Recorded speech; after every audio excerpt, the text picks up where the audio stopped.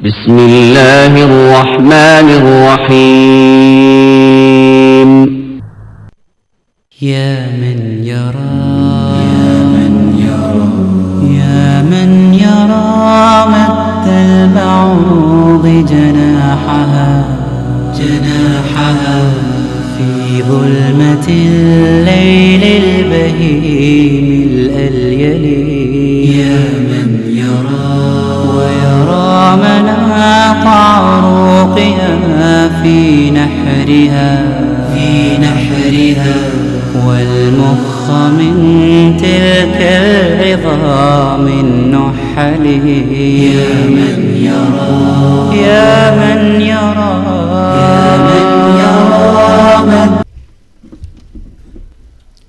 السلام عليكم ورحمة الله وبركاته. إن الحمد لله نحمده ونستعينه ونستغفره ونعوذ بالله من شرور أنفسنا ومن سيئات أعمالنا. من يهده الله فلا مضل له ومن يضلل فلا هادي له. وأشهد أن لا إله إلا الله وحده لا شريك له وأشهد أن محمدا عبده ورسوله. يا أيها الذين آمنوا اتقوا الله حق تقاته ولا تموتن إلا وأنتم مسلمون. أما بعد فإن خير الحديث كتاب الله وأصدق السنن سنن محمد صلى الله عليه وسلم وشر الأمور محدثاتها وكل محدثة بدعة وكل بدعة ضلالة وكل ضلالة في النار. أعوذ بالله من الشيطان الرجيم. ومن يشاقق الرسول من بعد ما تبين له الهدى ويتبع غير سبيل المؤمنين نوله ما تولى ونصره جهنم وساءت مصيرا. പ്രിയമുള്ള സഹോദരി സഹോദരന്മാരെ, ഈ വാക്കുകൾ ശ്രദ്ധിക്കുന്ന നല്ലവരായ ശ്രോതാക്കളെ, നാട്ടുകാരെ, പരമകാരുണികനും കരുണാനിധിയുമായ അല്ലാഹു സുബ്ഹാനഹു വ തആലയുടെ എല്ലാ വിധിവിലക്കുകളും സൂക്ഷിച്ചുകൊണ്ട് അവൻ്റെ നിയമനിർദ്ദേശങ്ങൾ ഓരോന്നും ജീവിതത്തിൽ കണിശമായി പാലിച്ചുകൊണ്ട് ജീവിതത്തിലുടനീളം തഖ്വ കൈവിടാതെ ജീവിക്കാൻ ഈ പറയുന്ന ഞാനും കേൾക്കുന്ന നിങ്ങൾ ഓരോരുത്തരും ആത്മാർത്ഥമായി പരിശ്രമിക്കണമെന്ന് ആമുഖമായി ഗൗരവപൂർവ്വം ഓർമ്മപ്പെടുത്തുകയാണ്. വീണ്ടും ഈ പ്രദേശത്ത് വരുവാനും അള്ളാഹുവിൻ്റെ ദീനിനെക്കുറിച്ച് ഒരല്പനേരം സംസാരിക്കുവാനും തൗഫീഖ് നൽകിയ അള്ളാഹുവിനെ സ്തുതിക്കുകയാണ്. അൽഹംദുലില്ലാഹ്. ഇസ്ലാഹി പ്രസ്ഥാനത്തിൻ്റെ പ്രചാരണ പരിപാടികളും ആദർശ വിശദീകരണങ്ങളുമൊക്കെ ഇന്ന് കേരളത്തിൻ്റെ പല ഭാഗത്തും ഭംഗിയായി നടന്നുകൊണ്ടിരിക്കുകയാണ്. പക്ഷേ ഇസ്ലാഹി പ്രസ്ഥാനത്തിൻ്റെ ആദർശപരമായ മുന്നേറ്റം, ഇസ്ലാഹി പ്രസ്ഥാനത്തിൻ്റെ ആശയാദർശങ്ങൾ ജനങ്ങൾ മനസ്സിലാക്കുമ്പോഴുള്ള ചില ആളുകളുടെ വിഷമം, അതൊക്കെ നേരത്തെ സ്വാഗത പ്രസംഗത്തിൽ ഈ പ്രദേശവുമായി ബന്ധപ്പെടുത്തിക്കൊണ്ട് നിങ്ങൾ കേൾക്കുകയുണ്ടായി. വാസ്തവത്തിൽ സാധാരണക്കാരായ ജനങ്ങളെ സംബന്ധിച്ചിടത്തോളം എല്ലാം കേൾക്കണം, സത്യമാണെങ്കിൽ സ്വീകരിക്കണം, അല്ലെങ്കിൽ നമുക്ക് തള്ളിക്കളയാം എന്ന ചിന്താഗതിയുള്ള നിഷ്പക്ഷരായ കുറേ ആളുകൾ ഈ നാട്ടിലുണ്ട്. വാസ്തവത്തിൽ അവരെ ഉദ്ദേശിച്ചുകൊണ്ടാണ് ഞങ്ങൾ ഈ പരിപാടി സംഘടിപ്പിക്കുന്നത്. അല്ലാതെ അലവി സഖാഫിയോ ഇനി കാന്തപുരം മുസ്ലിയാർ തന്നെയോ നേരിട്ട് വന്നാലും ഈ നാട്ടിലെ ഒരു മുജാഹിദിനെയും മാറ്റി ഖുറാഫാത്തിലേക്ക് കൊണ്ടുപോകാൻ സാധിക്കും എന്ന് ഞങ്ങൾ വിചാരിക്കുന്നില്ല. അങ്ങനത്തെ ഒരു ഭയം ഞങ്ങളുടെ ഒരു യൂണിറ്റിലുമില്ല. മാത്രമല്ല, മുജാഹിദ് പ്രസ്ഥാനം എന്തൊക്കെ പറഞ്ഞാലും ശരി, അതൊന്നും ഞങ്ങൾക്ക് ബാധകമല്ല. ഞങ്ങളെ ഉസ്താദന്മാരെന്തോ പറഞ്ഞു, അതാണ് ഞങ്ങൾക്ക്, അത് മാത്രമേ ഞങ്ങൾ കേൾക്കൂ, അതേ ഞങ്ങൾ സ്വീകരിക്കൂ എന്ന് ചിന്തിക്കുന്ന, മറുപക്ഷത്തുള്ള വാശിയോടെ മാത്രം ഈ പരിപാടിയെ വീക്ഷിക്കുന്ന, അല്ലെങ്കിൽ ഈ പരിപാടിക്ക് വരാതിരിക്കുന്ന കുറേ ആളുകളുണ്ട്. അത്തരം ആളുകൾക്ക് എൻ്റെ പ്രസംഗം കൊണ്ട് ഗുണം കിട്ടും എന്ന് ഞാൻ വിചാരിക്കുന്നില്ല. നേരെ മറിച്ച് രണ്ടു പക്ഷത്തും ശക്തമായി നിലയുറപ്പിക്കാതെ നിഷ്പക്ഷമായി കാര്യങ്ങൾ വിലയിരുത്തണമെന്ന് കരുതുന്ന കുറേ ആളുകൾ ഈ നാട്ടിലുണ്ട്. അതാണ് മുസ്ലിയാക്കന്മാരെ സംബന്ധിച്ചിടത്തോളം അവരെ വിരളി പിടിപ്പിക്കുന്ന പ്രധാനപ്പെട്ട വസ്തുതയും അതാണ്. കാരണം നിഷ്പക്ഷരെന്ന് ഇന്ന് പറയുന്ന പല ആളുകളും ഒരുപാട് കാലം മുമ്പ്, അല്ലെങ്കിൽ കുറച്ചു കാലം മുമ്പ് വരെ മുസ്ലിയാക്കന്മാർ പറഞ്ഞതിനെ ചങ്ക് തൊടാതെ വിഴുങ്ങിയിരുന്ന ആളുകളായിരുന്നു. അവർ മുസ്ലിയാക്കന്മാരെ കൈയൊഴിച്ച് മുസ്ലിയാക്കന്മാർ പറയുന്നത് ശരിയല്ല, മുജാഹിദുകൾ പറയുന്നതിലും കുറേ ശരികളുണ്ട് എന്ന് തിരിച്ചറിഞ്ഞുകൊണ്ട് മുസ്ലിയാക്കന്മാരുടെ പിൻഗാമിത്വം മുസ്ലിയാക്കന്മാരുടെ നേതൃത്വം ഞങ്ങൾക്ക് വേണ്ട എന്ന് തിരിച്ചറിഞ്ഞുകൊണ്ട് അതിൽ നിന്ന് പുറത്തു പോകുന്ന ആളുകളാണ്. അവർ മുജാഹിദുകളായിട്ടില്ല. പക്ഷേ അവർ ഇപ്പോൾ മുസ്ലിയാക്കന്മാർ പറഞ്ഞതിന് റാൻ മൂളുന്ന ആളുകളുമല്ല. അങ്ങനത്തെ കുറെ നിഷ്പക്ഷരായ ആളുകൾ ഈ നാട്ടിലുണ്ടെന്ന് മനസ്സിലാക്കിക്കൊണ്ട് തന്നെയാണ് മുജാഹിദ് പ്രസ്ഥാനം വിഷയങ്ങൾ വിശദീകരിക്കാൻ ശ്രമിക്കുന്നത്. ഞങ്ങളോട് പരിപാടി നടത്തണമെന്ന് ആവശ്യപ്പെടുന്നത് അങ്ങനെയുള്ള ആളുകളാണ്. നിങ്ങളിതിന് മറുപടി പറയണം, വിഷയങ്ങൾ ജനങ്ങൾ കേൾക്കട്ടെ എന്ന് ആവശ്യപ്പെടുന്നത് അത്തരം ആളുകളാണ്. അതുതന്നെയാണ് മുസ്ലിയാക്കന്മാരെ സംബന്ധിച്ചിടത്തോളം ഉള്ള വിരളിയും. ചാലിയാത്തിയുടെ നാടാണ്, മഹാന്മാര് ജീവിച്ച മഹാന്മാരെ പാദസ്പർശമേറ്റ നാടാണ്. അതുകൊണ്ട് ഇവിടെ ഈ ഇത്തരത്തിലുള്ള പുത്തൻ വാദങ്ങളൊന്നും അനുവദിക്കരുത്, അത് നമ്മൾ എന്തു വില കൊടുത്തും തടയണം എന്ന രൂപത്തിലൊക്കെ ചില മുസ്ലിയാക്കന്മാർ പ്രചാരണം നടത്തുന്നതായും സാധാരണക്കാരെ ഇളക്കി വിടുന്നതായും സ്വാഗത പ്രസംഗത്തിൽ നിന്നും ഇവിടെ നടന്ന പ്രസംഗം കേട്ടപ്പോഴും എനിക്ക് മനസ്സിലായി. മുസ്ലിയാർ പറയുന്നുണ്ട്, ഞങ്ങൾ പ്രശ്നമുണ്ടാക്കാറില്ല, ഞങ്ങൾ പ്രശ്നക്കാരല്ല. അത് പറയുന്നതോടൊപ്പം തന്നെ പല സ്ഥലത്തും ഇവർ പ്രശ്നങ്ങൾ ഉണ്ടാക്കാറുണ്ട് എന്നത് വാസ്തവമാണ്.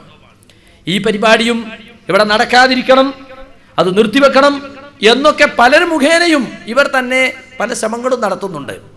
പക്ഷെ അതൊന്നും അള്ളാഹുവിൻ്റെ അനുഗ്രഹത്താൽ വിലപ്പോയിട്ടില്ല എന്നത് ഈ സ്വാഗത പ്രസംഗത്തിൽ നിന്നും നിങ്ങൾക്ക് മനസ്സിലായി. സുഹൃത്തുക്കളെ, ഇവിടെ പ്രസംഗിച്ച അലവി സഖാഫി, ഞാനും അദ്ദേഹവുമായിട്ട് കുറെ കാലം മുമ്പുള്ള പരിചയമുണ്ട്. മണ്ണാർക്കാട് സംവാദത്തിൽ മുഖാമുഖം ഇരുന്ന് സമതിയത്ത് ഇങ്ങനെ പൊളിഞ്ഞു വീഴുന്നത് കണ്ണുകൊണ്ട് നോക്കി കണ്ട് വിഷമിച്ച ആളാണ് അദ്ദേഹം. മണ്ണാർക്കാട് സംവാദത്തിൽ ഞങ്ങളെ മുമ്പിൽ വന്ന അലവി സഖാഫിയും സുലൈമാൻ സഖാഫിയും 200ഓളം മുഖാമുഖം നടത്തി ഞങ്ങളുടെ ആശയം സത്യസന്ധമാണെന്ന് ജനങ്ങളെ ബോധ്യപ്പെടുത്തി എന്ന അഹങ്കാരത്തിലാണ് മണ്ണാർക്കാട് വന്നത്. വന്നിരിക്കുമ്പോൾ എന്തൊരു അഹങ്കാരമായിരുന്നു ആ ഇരുത്തത്തിലും ആ നോട്ടത്തിലും ആ വിഷയാവതരണത്തിലുമൊക്കെ. പക്ഷേ മരിച്ച വീട്ടിൽ നിന്ന് ഇറങ്ങിപ്പോരുന്നത് പോലെ ദുഃഖത്തോടെ തലതാത്തിയാണ് രണ്ട് സഖാഫികളും ഇറങ്ങിപ്പോന്നത്. അത് കേരള മുസ്ലിമീങ്ങൾ കണ്ടതാണ്. അതിന്റെ അലയൊലി കേരളത്തിൽ അങ്ങോളം ഇങ്ങോളം ഉണ്ടായത് ഈ നാട്ടിലെ ആളുകൾക്കറിയാം. അവിടുന്ന് ഇങ്ങോട്ട് നടന്ന ഓരോ വാദപ്രതിവാദങ്ങളും ഇസ്ലാഹി പ്രസ്ഥാനത്തെക്കുറിച്ച് ജനങ്ങൾക്ക് പഠിക്കുവാൻ അവസരമുണ്ടാക്കി എന്നത് വാസ്തവമാണ്. ഇവിടെ മുസ്ലിയാക്കന്മാർ പറയുന്നത്, നിങ്ങൾ മുഖാമുഖത്തിലൂടെ വിഷയം തെളിയിക്കാൻ തയ്യാറുണ്ടോ? എടോ, സാധാരണക്കാരായ ആളുകളെ ചോദ്യം ചോദിക്കാൻ വിളിക്കുന്നതിലേറെ നിങ്ങളെ ഇത് പഠിപ്പിച്ചു വിടുന്ന മുസ്ലിയാക്കന്മാരല്ലേ ഞങ്ങൾ വാദപ്രതിവാദത്തിൽ നേരിടുന്നത്. അതിനും വലുതാപ്പം മുഖാമുഖം. സാധാരണക്കാരായ ആളുകൾ വന്നിട്ട് എന്തെങ്കിലും ചോദിച്ചാൽ അതിന് മറുപടി പറയാൻ നിങ്ങൾക്ക് കഴിയുമെന്നാ ചോദിക്കുന്നത്. സാധാരണക്കാർ ഇത് പഠിപ്പിച്ചു വിടുന്ന ഉസ്താദന്മാർ ഞങ്ങളുടെ മുമ്പിൽ വരാറുണ്ട്. ഇപ്പൊ അടുത്ത് ആലുവയിൽ വന്നു, എന്നിട്ട് എന്തേ? അപ്പൊ വാദപ്രതിവാദമല്ലേ ഏറ്റവും വലുത്? അത് ഞങ്ങൾ എത്രയോ നടത്തിയിട്ടുണ്ട്. ഇനിയും വ്യവസ്ഥയോടുകൂടി രണ്ട് ജമിയത്തുലമകളും ബന്ധപ്പെട്ടുകൊണ്ടുള്ള വാദപ്രതിവാദമാണെങ്കിൽ ഞങ്ങൾക്കതിൽ യാതൊരു പ്രയാസവുമില്ല. പക്ഷെ ഗണ്ഡന പ്രസംഗം നിർത്തിവെക്കലാണ് അതുകൊണ്ടുള്ള ഉദ്ദേശമെങ്കിൽ ആ പൂതി തൽക്കാലം മനസ്സിലിരിക്കട്ടെ എന്ന് മാത്രമേ ഞങ്ങൾക്ക് അതിനെക്കുറിച്ച് പറയാനുള്ളൂ. നാദാപുരത്ത് ഹുസൈൻ സലഫിയുടെ പ്രസംഗം ഇങ്ങനെ ഓരോന്ന് വരുമ്പോഴും മൂന്നാം കക്ഷി ഇറക്കിക്കൊണ്ട് ഇതൊന്ന് നിർത്തിയിട്ട് നിങ്ങൾ വാദപ്രതിവാദം നടത്തിയെന്ന പറയുന്നത് കേട്ടാത്തൊന്ന് നാദാപുരത്ത് മാത്രമുള്ള ഒരു തർക്കം, അത് വേറെ എവിടെ ഇല്ല. അവിടെ വെച്ചൊരു വാദപ്രതിവാദം നടത്തിയ കേരളം മുഴുവൻ തർക്കം തീർന്നു. വാസ്തവം അതല്ലല്ലോ. നാദാപുരത്തും ചാലിയത്തും വെള്ളോമ്പുറത്തും മോങ്ങത്തും കൊണ്ടോട്ടിയും പാലക്കാടും കോഴിക്കോടും അല്ല, ലോകത്തിന്റെ നാനാഭാഗത്തും തർക്കത്തിലിരിക്കുന്ന ഈ പ്രശ്നങ്ങൾ ചർച്ചയ്ക്ക് വിധേയമായിക്കൊണ്ടിരിക്കുകയാണ്. ഇന്ത്യയെ പോലുള്ള ഒരു സാഹചര്യത്തില് ആശയപ്രചരണത്തിനും അഭിപ്രായ ആവിഷ്കാരത്തിനുമുള്ള സ്വാതന്ത്ര്യം ഭരണഘടന അനുവദിച്ച് നൽകിയത് കൊണ്ട് അത് ഉപയോഗപ്പെടുത്തി ഇതുപോലെ പരസ്യമായി പ്രസംഗിക്കുവാനും ആളുകളെ കേൾപ്പിക്കുവാനും അവസരം ലഭിക്കുന്നു എന്നത് വളരെ സന്തോഷകരമായ ഒരു സംഗതിയാണ്. അതുകൊണ്ട് ഇസ്ലാഹി പ്രസ്ഥാനം ആ സ്വാതന്ത്ര്യം കഴിയുന്നത്ര മുതലെടുത്തുകൊണ്ട് ഈ ആശയപ്രചരണവുമായി മുന്നോട്ട് പോവുകയാണ്. ഇതെവിടെയെങ്കിലും ഒരു സ്ഥലത്ത് വാദപ്രതിവാദം നടന്നതുകൊണ്ട് മാത്രം പ്രശ്നം തീരുന്നതല്ല. എല്ലായിടത്തും ചർച്ച ചെയ്യപ്പെടുന്ന വിഷയങ്ങൾ ഒന്നു തന്നെയാണ്. ചില പ്രാദേശികമായ പ്രശ്നങ്ങൾ അതിൻ്റെ കൂടെ ഉണ്ടാകും എന്ന് മാത്രം. ഞങ്ങളെ സംബന്ധിച്ചിടത്തോളം വാദപ്രതിവാദത്തിനുണ്ടോ എന്ന് ചോദിച്ച് അമ്മി കൊത്താനുണ്ടോ എന്ന് ചോദിക്കുന്നത് പോലെ ചോദിച്ച് നടക്കുന്ന സമ്പ്രദായം ഞങ്ങൾക്കില്ല. പക്ഷേ നിങ്ങൾക്ക് ധൈര്യമുണ്ടോ വാദപ്രതിവാദത്തിന് ആദർശവുമായി കൂട്ടിയിറക്കാൻ, പ്രമാണങ്ങൾ കൊണ്ട് കൂട്ടിയിറക്കാൻ നിങ്ങൾക്ക് ധൈര്യമുണ്ടോ എന്ന് ചോദിച്ചാൽ ഞങ്ങൾ തയ്യാറാണ്. അതിന് ചില വ്യവസ്ഥകളുണ്ട്. അത് പണ്ഡിത സംഘടനകൾ തമ്മിലാണ് നടക്കേണ്ടത്. രണ്ടു കൂട്ടരും കൂടിയിരുന്ന് വ്യവസ്ഥകൾ തയ്യാറാക്കേണ്ടതുണ്ട്. സമയവും സന്ദർഭവും ചോദ്യവും ഉത്തരത്തിൻ്റെയും ഒക്കെ സമയം, വിഷയാവതരണത്തിൻ്റെ സമയം എല്ലാം നിശ്ചയിക്കേണ്ടതുണ്ട്. നിങ്ങളുടെ ഭാഗത്ത് എത്ര ആൾ പങ്കെടുക്കും അത്ര ആൾ ഞങ്ങളുടെ ഭാഗത്തും പങ്കെടുക്കണം. ഒരു ഹാളിനകത്ത് വെച്ച് ഒരു നിയന്ത്രിത സദസ്സിന് മുമ്പിലായിരിക്കണം പരിപാടി. ഓഡിയോ വീഡിയോ സൗകര്യങ്ങൾ ഉണ്ടായിരിക്കണം. ഈ നിബന്ധനകളോട് കൂടി എത്രയോ സംവാദങ്ങൾ ഞങ്ങൾ നടത്തിയിട്ടുണ്ട്. ഇപ്പോഴും 2 വ്യവസ്ഥ ചെയ്തിരിക്കുകയാണ്. ഞങ്ങൾക്കതൊരു പ്രശ്നമേ അല്ല. മുഖാമുഖത്തെക്കാൾ എത്രയോ വലുതല്ല വാദപ്രതിവാദം. പിന്നെ സുഹൃത്തുക്കളെ, മുഖാമുഖത്തിലൂടെ തെളിയിക്കാൻ ധൈര്യമുണ്ടോ? ഞങ്ങൾക്ക് ധൈര്യമുണ്ട്. നിങ്ങൾക്ക് എന്താ ധൈര്യമില്ലാത്തത്? നിങ്ങളെ ധൈര്യം ഞങ്ങളെ മാന്യത കൊണ്ടാണ്. ഞങ്ങൾ മുഖാമുഖത്തെ ഒരു ഒന്നാമത്തെ കങ്ങറിയായി ആദർശ പ്രബോധനത്തിന്റെ ഒന്നാമത്തെ മാർഗമായി സ്വീകരിക്കാത്തത് നിങ്ങളെ മാന്യതയില്ലായ്മ കൊണ്ടാണ്, വേറൊന്നുമല്ല. ഞങ്ങളല്ലേ മുഖാമുഖം എന്ന ആശയം ഈ കേരളത്തെ പഠിപ്പിച്ചത്? മുഖാമുഖത്തിലൂടെ ആശയപ്രചരണം എന്ന ആശയം ഈ നാട്ടിൽ പഠിപ്പിച്ചേ ഞങ്ങളല്ലേ? ഇന്നും ഞങ്ങൾ നടത്തിക്കൊണ്ടിരിക്കുന്നു. MM അക്ബർ സാഹിബിന്റെ നേതൃത്വത്തിൽ, നിച്ച് ഓഫ് ട്രൂത്തിന്റെ നേതൃത്വത്തിൽ എത്രയോ സ്ഥലത്ത് അമുസ്ലിങ്ങൾക്ക് എല്ലാവർക്കും കത്തുകൊടുത്ത് സ്വാഗതം ചെയ്തുകൊണ്ട് അവർക്ക് ഇഷ്ടമുള്ള ചോദ്യങ്ങൾ ഇസ്ലാമിനെ പറ്റി ചോദിക്കാൻ അവസരം നൽകിക്കൊണ്ട് പരസ്യമായ മുഖാമുഖ പരിപാടികൾ ഞങ്ങൾ നടത്തിക്കൊണ്ടിരിക്കുന്നു. വേണ്ട, ഇപ്പോൾ തന്നെ ഈ ഒരു മാസത്തിന്റെ അകത്ത് എത്ര സ്ഥലത്ത് തീവ്രവാദം, ഭീകരത, ഇസ്ലാം എന്ന വിഷയത്തെക്കുറിച്ച് ISM സംസ്ഥാന കമ്മിറ്റിയും KNM സംസ്ഥാന കമ്മിറ്റിയും ചേർത്തുകൊണ്ട് എല്ലാ സ്ഥലങ്ങളിലും, പ്രധാന സ്ഥലങ്ങളിലൊക്കെ ജമാഅത്തെ ഇസ്ലാമിയെ, അതുപോലെ NDF, പുതിയ രാഷ്ട്രീയ പാർട്ടികളൊക്കെ വന്ന് അവരുമായൊക്കെ ഇസ്ലാഹി പ്രസ്ഥാനത്തിന് ആ വിഷയത്തിലൊക്കെ പറയാനുള്ളത് എന്താണ്, ഇസ്ലാഹി പ്രസ്ഥാനത്തെക്കുറിച്ചുള്ള ആക്ഷേപങ്ങൾക്ക് മറുപടി എല്ലാം ഉൾപ്പെടുത്തിക്കൊണ്ട് പരസ്യമായ ചോദ്യോത്തരത്തിന് അവസരം കൊടുത്തുകൊണ്ട് എത്രയോ സ്ഥലത്ത് ഞങ്ങൾ നടത്തിക്കൊണ്ടിരിക്കുകയാണ്. ഞങ്ങൾക്കതൊരു പ്രശ്നമേ അല്ല. പക്ഷേ ഞങ്ങളെ സംബന്ധിച്ചിടത്തോളം ഈ കുബൂരികളുമായി ബന്ധപ്പെട്ട അഭിപ്രായ വ്യത്യാസങ്ങൾ അത് മുഖാമുഖം പരിപാടികളിലൂടെ തെളിയിക്കാൻ ഞങ്ങൾ പലപ്പോഴും ശ്രമിച്ചിട്ടുണ്ട്. പക്ഷേ അത് സുഗമമായി നടത്തിക്കൊണ്ടുപോകാൻ സാധിക്കാത്ത അവസ്ഥയിൽ ഞങ്ങൾ അത് നിയന്ത്രിത സദസ്സിന് മുമ്പിലുള്ള വാദപ്രതിവാദമാണ് നമുക്ക് നല്ലത് എന്ന നിലക്ക് ഞങ്ങളത് മാറ്റിവെച്ചു എന്ന് മാത്രം. ജനങ്ങളെ സംബന്ധിച്ചിടത്തോളം ശാന്തമായ അന്തരീക്ഷത്തിൽ കാര്യങ്ങൾ ഗ്രഹിക്കാൻ അവസരമുണ്ടാകണം. അതിനുള്ള അവസരം എന്ന നിലക്കാണ് സംവാദത്തെ ഞങ്ങൾ എക്കാലത്തും നോക്കിക്കാണാറുള്ളത്. സുഹൃത്തുക്കളെ, എന്തുകൊണ്ട് ഞങ്ങൾ മുഖാമുഖത്തിന് തയ്യാറാകുന്നില്ലെന്നും എന്താണ് വാസ്തവത്തിൽ മുഖാമുഖം എന്ന പേരിൽ ഇവർ നടത്തിക്കൊണ്ടിരിക്കുന്ന പ്രഹസനമെന്നുമൊക്കെ ഞാൻ ചില ക്ലിപ്പുകളിലൂടെ മാത്രം നിങ്ങളെ കേൾപ്പിക്കാൻ ഉദ്ദേശിക്കുന്നുണ്ട്. അതിനു മുമ്പ് എനിക്ക് ചില സംഗതികൾ പറയേണ്ടതുണ്ട്. ഞാനിവിടെ ഇതിനു മുമ്പും വന്ന് പ്രസംഗിച്ചിട്ടുണ്ട്. ഇക്കഴിഞ്ഞ വീട്ടിൽ സമയത്ത് വരുന്നതിന് മുമ്പൊരിക്കലും വന്ന് പ്രസംഗിച്ചിരുന്നു. അന്നും ഈ അലവി തക്കാഫിയോട് പ്രസംഗിച്ചിട്ടുണ്ട്. ഞാൻ ആണ്ട് നേർച്ചയുമായി ബന്ധപ്പെട്ട് ശാലിയാത്തിന്റെ ഫത്വയും ഇന്നത്തെ സമസ്തക്കാർ ശാലിയാത്തി പറഞ്ഞതിനെതിരായി സംസാരിക്കുന്നതും ഞാനിവിടെ എടുത്തുദ്ധരിച്ചിരുന്നു. പക്ഷെ മറുപടിക്കാരൻ അതിനെക്കുറിച്ചൊന്നും പറഞ്ഞു കണ്ടില്ല. ചണ്ടമുട്ട്, കുഴൽവിളി, കരിമരുന്ന് പ്രയോഗം, ആണും പെണ്ണും കൂടിക്കലരൽ എന്ന് തുടങ്ങി ഇന്നത്തെ സമസ്തക്കാർ നേർച്ചയിലെ അനാചാരങ്ങൾ എന്ന് പറയുന്ന എല്ലാ കാര്യങ്ങളും ചാലിയാത്തിയുടെ വീക്ഷണത്തിൽ ആചാരങ്ങളാണ്. അതെല്ലാം സുന്നത്താണ്. അതെല്ലാം ആണ്ടു നേർച്ചയ്ക്ക് പറഞ്ഞതാണ്. ആണ്ടു നേർച്ചയും ചില അപവാദങ്ങളും എന്ന പുസ്തകത്തിൽ ആധുനിക സമസ്തക്കാർ നേർച്ചയിൽ അനാചാരങ്ങളായി പറയുന്ന മുഴുവൻ കാര്യങ്ങളെയും എതിർത്തുകൊണ്ട് അദ്ദേഹം എഴുതിയിട്ടുണ്ട്, ചാലിയാത്തി എഴുതിയിട്ടുണ്ട്. KM മുഹമ്മദ് കോയ മാത്തോട്ടമാണ് ആ പുസ്തകം ഇറക്കിയത്. കാന്തപുരം അബൂബക്കർ മുസ്ലിയാണ് അവതാരിക എഴുതിയത്. ഇവിടെ ഞാനതിനെക്കുറിച്ച് സൂചിപ്പിച്ചിരുന്നു. പക്ഷെ അലവി സഖാഫി അതിനെക്കുറിച്ച് ഒന്നും പറയുന്നില്ല. ചാലിയാത്തി പറഞ്ഞതാണോ ശരി? ആധുനിക സമസ്തക്കാരായി നിങ്ങളിപ്പോൾ നേർച്ചയിൽ അനാചാരം എന്ന നിലക്ക് ചില ആളുകൾ ചണ്ടമുട്ട് നടത്തുന്നുണ്ട്, ചില കോയൽവിടി നടത്തുന്നുണ്ട്, ചില നാടകം നടത്തുന്നുണ്ട്, സിനിമ നടത്തുന്നുണ്ട്, വേറെ പലതും നടത്തുന്നുണ്ട്. അതൊന്നും ഞങ്ങളുടെ മേൽ വെച്ചു കെട്ടേണ്ടതില്ല എന്നൊക്കെ പറഞ്ഞുകൊണ്ട് നിങ്ങൾ തന്നെ അതിനെതിർത്തിട്ടുണ്ട്. അൽ-ഇർഫാദ് മാസിക, PMK ഫൈസൽ നേതൃത്വത്തിലുള്ള അൽ-ഇർഫാദ് മാസിക അതിനെ വിമർശിച്ചുകൊണ്ട് ആണ്ട് നേർച്ചയും അപവാദങ്ങളും പുസ്തകത്തിൽ അൽ-ഇർഫാദിന്റെ വഞ്ചന എന്ന് പറഞ്ഞിട്ടാണ് അതിന്റെ മുഖവരിയിൽ തന്നെ സംസാരിക്കുന്നത്. ആധുനിക സമസ്തക്കാരെ എതിർത്തുകൊണ്ട് ചാലിയാത്തിയുടെ ഫത്വയെക്കുറിച്ച് KM മുഹമ്മദ് കോയ മാത്തോട്ടം സംസാരിച്ചിട്ടുണ്ട്. ഞങ്ങൾ ചോദിച്ചു, നിങ്ങൾ ചാലിയാത്തിയുടെ ആളുകളായി ഞെളിയുന്നുണ്ടല്ലോ ഈ ചാലിയത്ത്, എന്നാൽ ചാലിയാത്തി പറഞ്ഞതിനെതിരാണല്ലോ നിങ്ങൾ ഇപ്പോൾ ആധുനിക സമസ്തക്കാർ സംസാരിക്കുന്നത്. എന്തുകൊണ്ടാണത്? ചാലിയാത്തി പറഞ്ഞതാണോ സത്യം? നിങ്ങളിപ്പോൾ പറഞ്ഞുകൊണ്ടിരിക്കുന്നതാണോ സത്യം? അദ്ദേഹം പറഞ്ഞതിൽ എന്താണ് തെറ്റ്? ആ കാര്യം ഇവിടെ വിശദീകരിച്ച് കണ്ടില്ല. പിന്നെ എന്നെ സംബന്ധിച്ച് ഞാൻ മുഹമ്മദ് മുസ്തഫ സല്ലല്ലാഹു അലൈഹി വസല്ലമയുടെ ഖബർ വിളിക്കണമെന്ന് പറഞ്ഞിട്ടുള്ള ആളാണ്. വലിയ ഭീകരൻ എന്നൊക്കെയാണ് കഴിഞ്ഞ തവണ ഇവിടെ ഒരു നോട്ടീസ് ഇറക്കിയത്. അതിനൊന്നും ആ രീതിയിൽ പ്രതികരിക്കാൻ ഞങ്ങൾ തയ്യാറായിട്ടില്ല. വാസ്തവത്തിൽ എന്താണ് സംഭവിച്ചത് എന്ന് ഞാൻ അന്നെ പ്രസംഗത്തിൽ വിശദീകരിച്ചിട്ടുണ്ട്. ജാറം കെട്ടാൻ ഞങ്ങൾക്കുള്ള തെളിവ് മദീനയിലെ പച്ചക്കുമ്പയാണ് എന്നൊരു മുസ്ലിയാർ പ്രസംഗിച്ചപ്പോൾ ഞാനതിന് മറുപടി കൊടുത്തു. അത് സഹാബികൾ ഉണ്ടാക്കിയതല്ലല്ലോ. സഹാബികളുടെയും താബികളൊക്കെ കാലം കഴിഞ്ഞ് ഹിജ്റ 600 ശേഷം കലാവുൻ സാലിഹ് എന്ന് പറയുന്ന ഈജിപ്ഷ്യൻ രാജാവല്ലേ ആ കുബ്ബയുണ്ടാക്കിയത്. റസൂലുള്ളാഹി സ്വല്ലല്ലാഹു അലൈഹി വസല്ലമയുടെ ഖബർ സ്ഥലക്കൊണ്ടുന്ന ആയിഷ ബീവിന്റെ വീടും മറ്റു ഭാര്യമാരുടെ വീടും എല്ലാ ഹുജറാത്തിനെയും ഉൾക്കൊള്ളിച്ചുകൊണ്ടുണ്ടാക്കിയ കുബ്ബയല്ലേ അത്? അതെങ്ങനെ ജാരം കിട്ടാൻ നിങ്ങൾക്ക് തെളിവാകും? അത് സഹാബികൾ കാണിച്ചു തന്നതല്ലല്ലോ എന്ന് ഞാൻ ചോദിച്ചു. അപ്പൊ മുസ്ലിയാർ അടുത്ത ചോദ്യം, നിങ്ങൾ എന്താ അത് പൊളിക്കാത്തത്? നിങ്ങൾ വഹാബി ഗവൺമെന്റ് സൗദിയിൽ വന്നിട്ട് ഒരുപാട് ജാറങ്ങൾ പൊളിച്ചു നീക്കിയില്ലേ? ആ പച്ചക്കൊമ്പ് എന്താ നിങ്ങൾ പൊളിച്ചു നീക്കാത്തത്? അപ്പൊ ഞാൻ ചോദിച്ചു, മുസ്ലിയാരെ, കേരളത്തിലുള്ള ഞങ്ങളോട് നിങ്ങൾ എന്താ പൊളിക്കാത്തതെന്ന് വെച്ചാൽ ഞങ്ങൾക്കല്ലല്ലോ സൗദി അറേബ്യയുടെ ഭരണം. സൗദി അറേബ്യയുടെ ഭരണം KNMന്റെ കയ്യിലായിരുന്നുവെങ്കിൽ നിങ്ങൾ ഈ ചോദ്യത്തിന് അർത്ഥം ഉണ്ടായിരുന്നു. ഞങ്ങൾക്ക് ഭരണം കിട്ടിയാൽ ഇൻഷാ അല്ലാ പിറ്റേന്ന് ഞങ്ങളത് പൊളിച്ചു മാറ്റും എന്ന് ഞാൻ പറഞ്ഞിരുന്നു.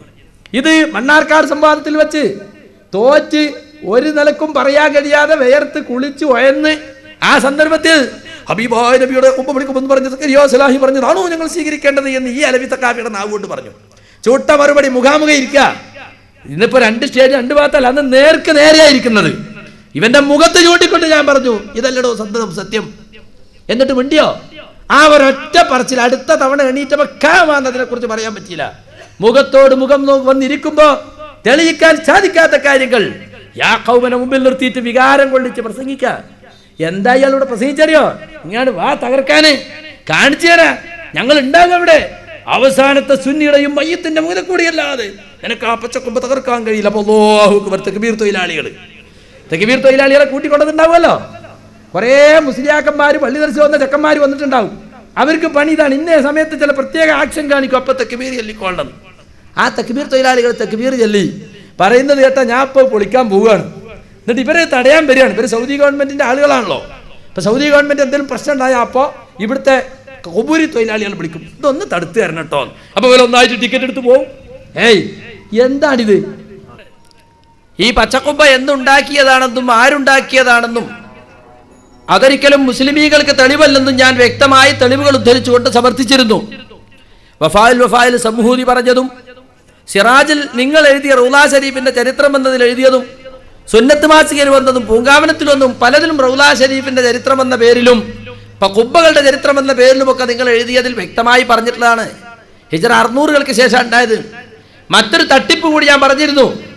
ഇപ്പൊ ഞാൻ താമസിക്കുന്ന കടവത്തൂർ എന്ന സ്ഥലത്ത് അഷ്റഫ് സഖാഫി എന്ന ഒരാള് സഹാബികളുടെയും താബീങ്ങളുടെയും കാലത്തൊക്കെ ഈ കുബ്ബ ഉണ്ടായിരുന്നുവെന്നും അവരാരും ഇത് പൊളിച്ചു നീക്കാൻ പറഞ്ഞിട്ടില്ലെന്നും അവരൊക്കെ പുതുക്കി പണിയുകയാണ് ചെയ്തതെന്നും ഒരു പച്ച നുണ എഴുതി വെച്ചത് മരണാനന്തര കർമ്മങ്ങൾ എന്ന അയാളുടെ പുസ്തകത്തിൽ ഞാൻ ഇവിടെ വായിച്ചിരുന്നു. ഇവിടെ ഞങ്ങൾക്ക് മറുപടി പറയാമെന്ന സഖാഫി അഷ്റഫ് സഖാഫി പറഞ്ഞത് സത്യമാണെന്നോ തെറ്റാണെന്നോ പറയാൻ അദ്ദേഹം തയ്യാറായിട്ടില്ല. ഒന്നുകിൽ അത് തെറ്റാണ്, ഞങ്ങൾക്ക് തെറ്റുപറ്റിയതാണെന്ന് പറയണം, അല്ലെങ്കിൽ ഞങ്ങൾ അദ്ദേഹത്തെ തള്ളി പറയുന്നെന്ന് പറയണം. ഒന്നും പറയാതെ മുങ്ങിയിരിക്കുകയാണ്. അതുപോലെ തന്നെ ഞങ്ങളെ ഭീകരവാദികളായി ചിത്രീകരിച്ചുകൊണ്ട് സംസാരിച്ചതിന് എമ്പാടും ഞാൻ തെളിവുകൾ നിരത്തി ആരാണ് ഇവിടുത്തെ യഥാർത്ഥ ഭീകരവാദികളെന്ന് തെളിയിച്ചിരുന്നു. ഇവിടുത്തെ ഡിപ്പാർട്ട്മെന്റിലുള്ള പോലീസ് ഡിപ്പാർട്ട്മെന്റിലുള്ള ആളുകളോടും ഇവിടുത്തെ ഭരണാധികാരികളോടും ചോദിച്ചാൽ അറിയാം മുജാഹിദ് പ്രസ്ഥാനത്തെക്കുറിച്ച് അവരെന്താ മനസ്സിലാക്കിയിട്ടുള്ളത്. ബാബരി മസ്ജിദ് സംഭവം കഴിഞ്ഞ് ഏതാനും ദിവസം കഴിയുമ്പോഴാണ് പാലക്കാട് സമ്മേളനം നടന്നത്. ഇന്ത്യയിൽ പല ഭാഗത്തും പലതരത്തിലുള്ള പ്രശ്നങ്ങൾ കൊണ്ട് കൊടുമ്പിരിക്കൊള്ളുന്ന സമയത്തും ഈ കേരള സംസ്ഥാനത്ത് ഒരു വലിയ സമ്മേളനം നടത്തുവാൻ ഇവിടുത്തെ ഗവൺമെന്റ് അനുവാദം തന്നിട്ടുണ്ടെങ്കിൽ അത് ഈ പ്രസ്ഥാനത്തെക്കുറിച്ച് ഇവിടുത്തെ ഗവൺമെന്റിനും ഉത്തരവാദപ്പെട്ട ആളുകൾക്കും മതിപ്പുള്ളത് കൊണ്ടാണ്.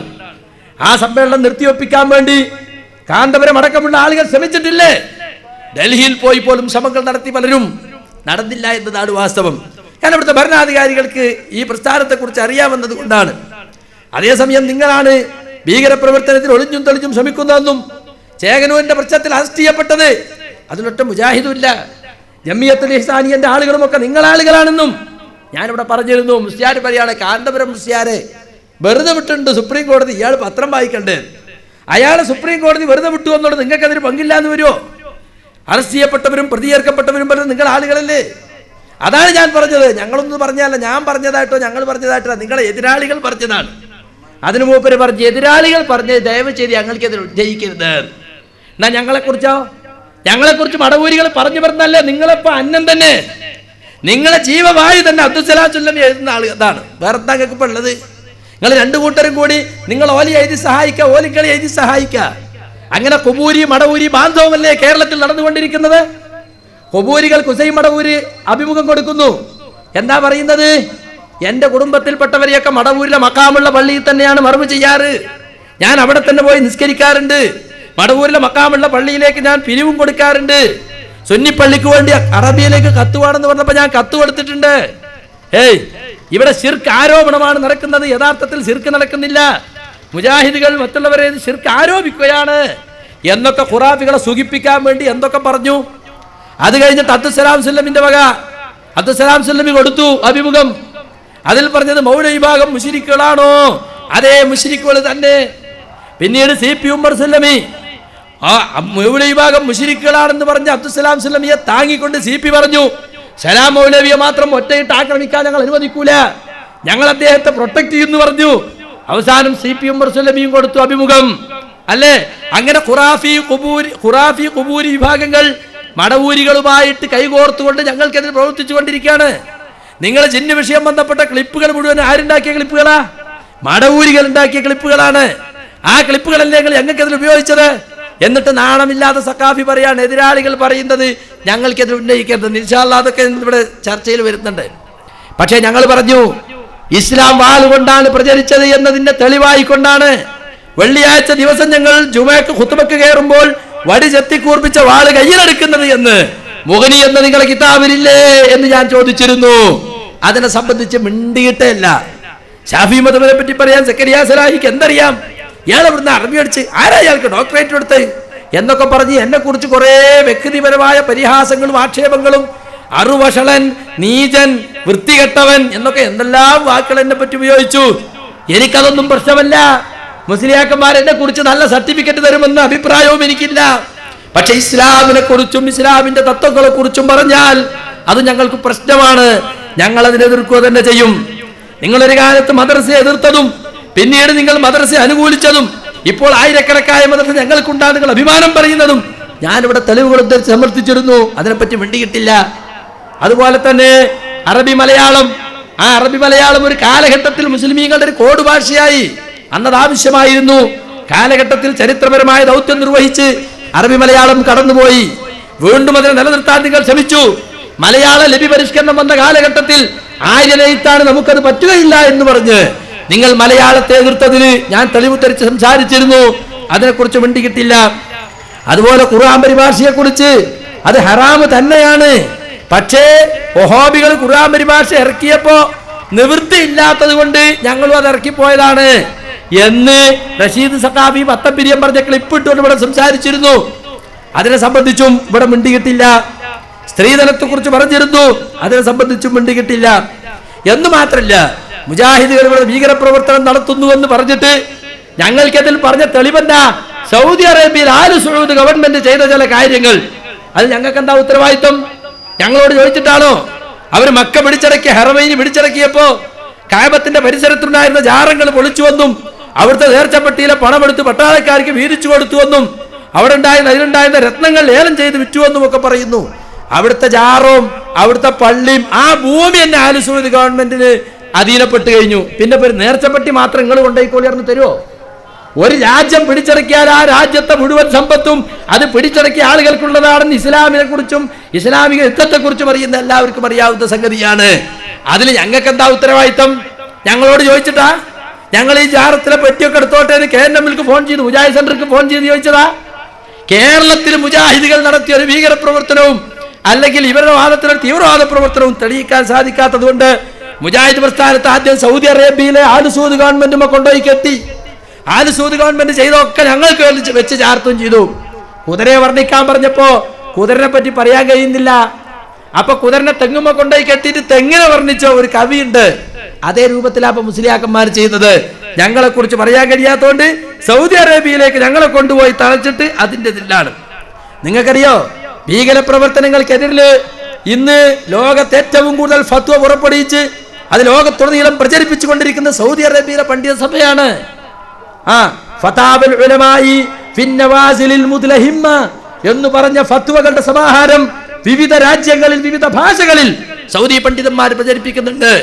തട്ടിക്കൊണ്ടുപോകലിനെ പറ്റി, വിമാനം റാഞ്ചുന്നതിനെ പറ്റി, ബോംബിടുന്നതിനെ പറ്റി, നിരപരാധികളെ കൊലപ്പെടുത്തുന്നതിനെ പറ്റി, ഇതൊന്നും ഇസ്ലാമല്ലെന്നും ഇസ്ലാമിന്റെ ജിഹാദല്ലെന്നും പറഞ്ഞുകൊണ്ട് പരിശുദ്ധ ഖുർആനിന്റെയും തിരുസുന്നത്തിന്റെയും അടിസ്ഥാനത്തിൽ ആദിമ മുസ്ലിമീങ്ങൾ ഇസ്ലാമിനെ മനസ്സിലാക്കിയത് എങ്ങനെയായിരുന്നുവെന്ന് വ്യക്തമായ പ്രമാണങ്ങൾ വിശദീകരിച്ചുകൊണ്ട് ഫത്വാ സമാഹാരങ്ങൾ കുവൈത്തിലും സൗദി അറേബ്യയിലും ഖത്തറിലും ലോകത്തിന്റെ നാനാഭാഗത്തും അറബിയിലും ഇംഗ്ലീഷിലും മറ്റു ഭാഷകളിലും അവർ പ്രചരിപ്പിച്ചുകൊണ്ടിരിക്കുകയാണ്. എന്നിട്ട് അവരെ കുറിച്ചാ പറയുന്നത് അത് സലഫികള് ഭീകരപ്രവർത്തനത്തിന് കൂട്ടുനിൽക്കുന്നവരാണ്. നിങ്ങൾക്ക് തെളിയിക്കാൻ കഴിയില്ല. ഭീകരപ്രവർത്തകരെ കണ്ടെത്തുന്നതിലും പിടികൂടുന്നതിലും സൗദി അറേബ്യയോളം മുമ്പിൽ നിന്നുള്ള വേറെ ആരുമില്ല. അതുകൊണ്ട് ആ ജാതി കാര്യങ്ങളൊന്നും പറയരുതെന്നാണ് മുസ്ലിയാക്കന്മാരോട് എനിക്ക് പറയാനുള്ളത്. പിന്നെ സുഹൃത്തുക്കളെ, മുജാഹിദ് പ്രസ്ഥാനത്തെ കുറിച്ച് ഇവരെന്തു പറയട്ടെ, മുഖാമുഖമാണല്ലോ നിങ്ങളുടെ പ്രധാന വിഷയം. ഞാൻ നേരത്തെ പറഞ്ഞു, ഞങ്ങൾ ഒരുപാട് മുഖാമുഖങ്ങൾ കേരളത്തിൽ നടത്തിയിട്ടുണ്ട്. മുഖാമുഖം എന്ന പ്രബോധന രീതി തന്നെ ഈ നാട്ടിലുള്ളവർക്ക് പഠിപ്പിച്ചു കൊടുത്തത് ഞങ്ങളാണ്. പക്ഷേ എന്തുകൊണ്ട് ഇപ്പോൾ ഞങ്ങൾ മുഖാമുഖം നടത്തുന്നില്ല? നടത്തുന്നുണ്ട്. നിയന്ത്രിത സദസ്സിന് മുമ്പിൽ പ്രയാസങ്ങളൊന്നുമില്ലാതെ സുഗമമായി നിശ്ചയിച്ച സമയം വരെ നടത്തിക്കൊണ്ടുപോകാൻ സാധിക്കുമെങ്കിൽ ഞങ്ങൾ ഇപ്പോഴും നടത്താൻ തയ്യാറാണ്. പക്ഷേ വിവരമില്ലാത്ത സാധാരണക്കാരെ ഇളക്കിവിട്ട് പരിപാടികൾ കലക്കാൻ മുസ്ലിയാക്കന്മാർ തന്നെ നേതൃത്വം കൊടുക്കുന്ന കാഴ്ചയാണ് പലയിടത്തും കണ്ടത്. തിരൂരിന് നടത്തി, നിങ്ങൾ കലക്കിയില്ലേ? കോഴിക്കോട് നടത്തി, നിങ്ങൾ കലക്കിയില്ലേ? കാഞ്ഞങ്ങാട് നടത്തി, നിങ്ങൾ കലക്കിയില്ലേ? എത്ര സ്ഥലത്ത് നിങ്ങൾ കലക്കി. അതിന് ഒന്നാമതായി ഞാൻ കാണിക്കാൻ പോകുന്ന ക്ലിപ്പ്, കാഞ്ഞങ്ങാട് മുഖാമുഖത്തിൽ നിങ്ങളുടെ മുസ്ലിയാക്കന്മാർ പൊതുജനങ്ങളെ കൊണ്ടുവന്ന് ഞങ്ങളുടെ മുഖാമുഖം കലക്കിയതാണ്. അത് നിങ്ങൾ ആദ്യം ഒന്ന് കണ്ടോളൂ.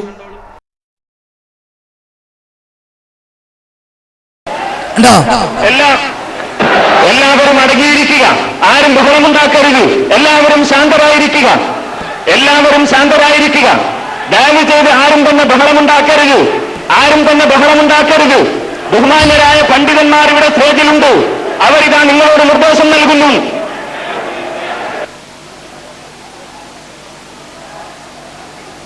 ഇതാണ് സക്കാഫി സംസ്കാരം എന്ന് പറഞ്ഞ. കൊണ്ടുനിൽക്കുക കലക്കാൻ ആളെ ചയറ് വലിച്ചിട്ടാണ് എറിയുന്നത്.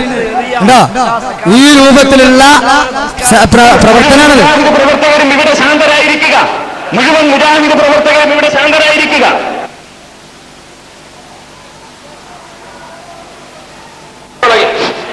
ശാന്തരായിരിക്കുക. ആരായ കസായർത്തരൻ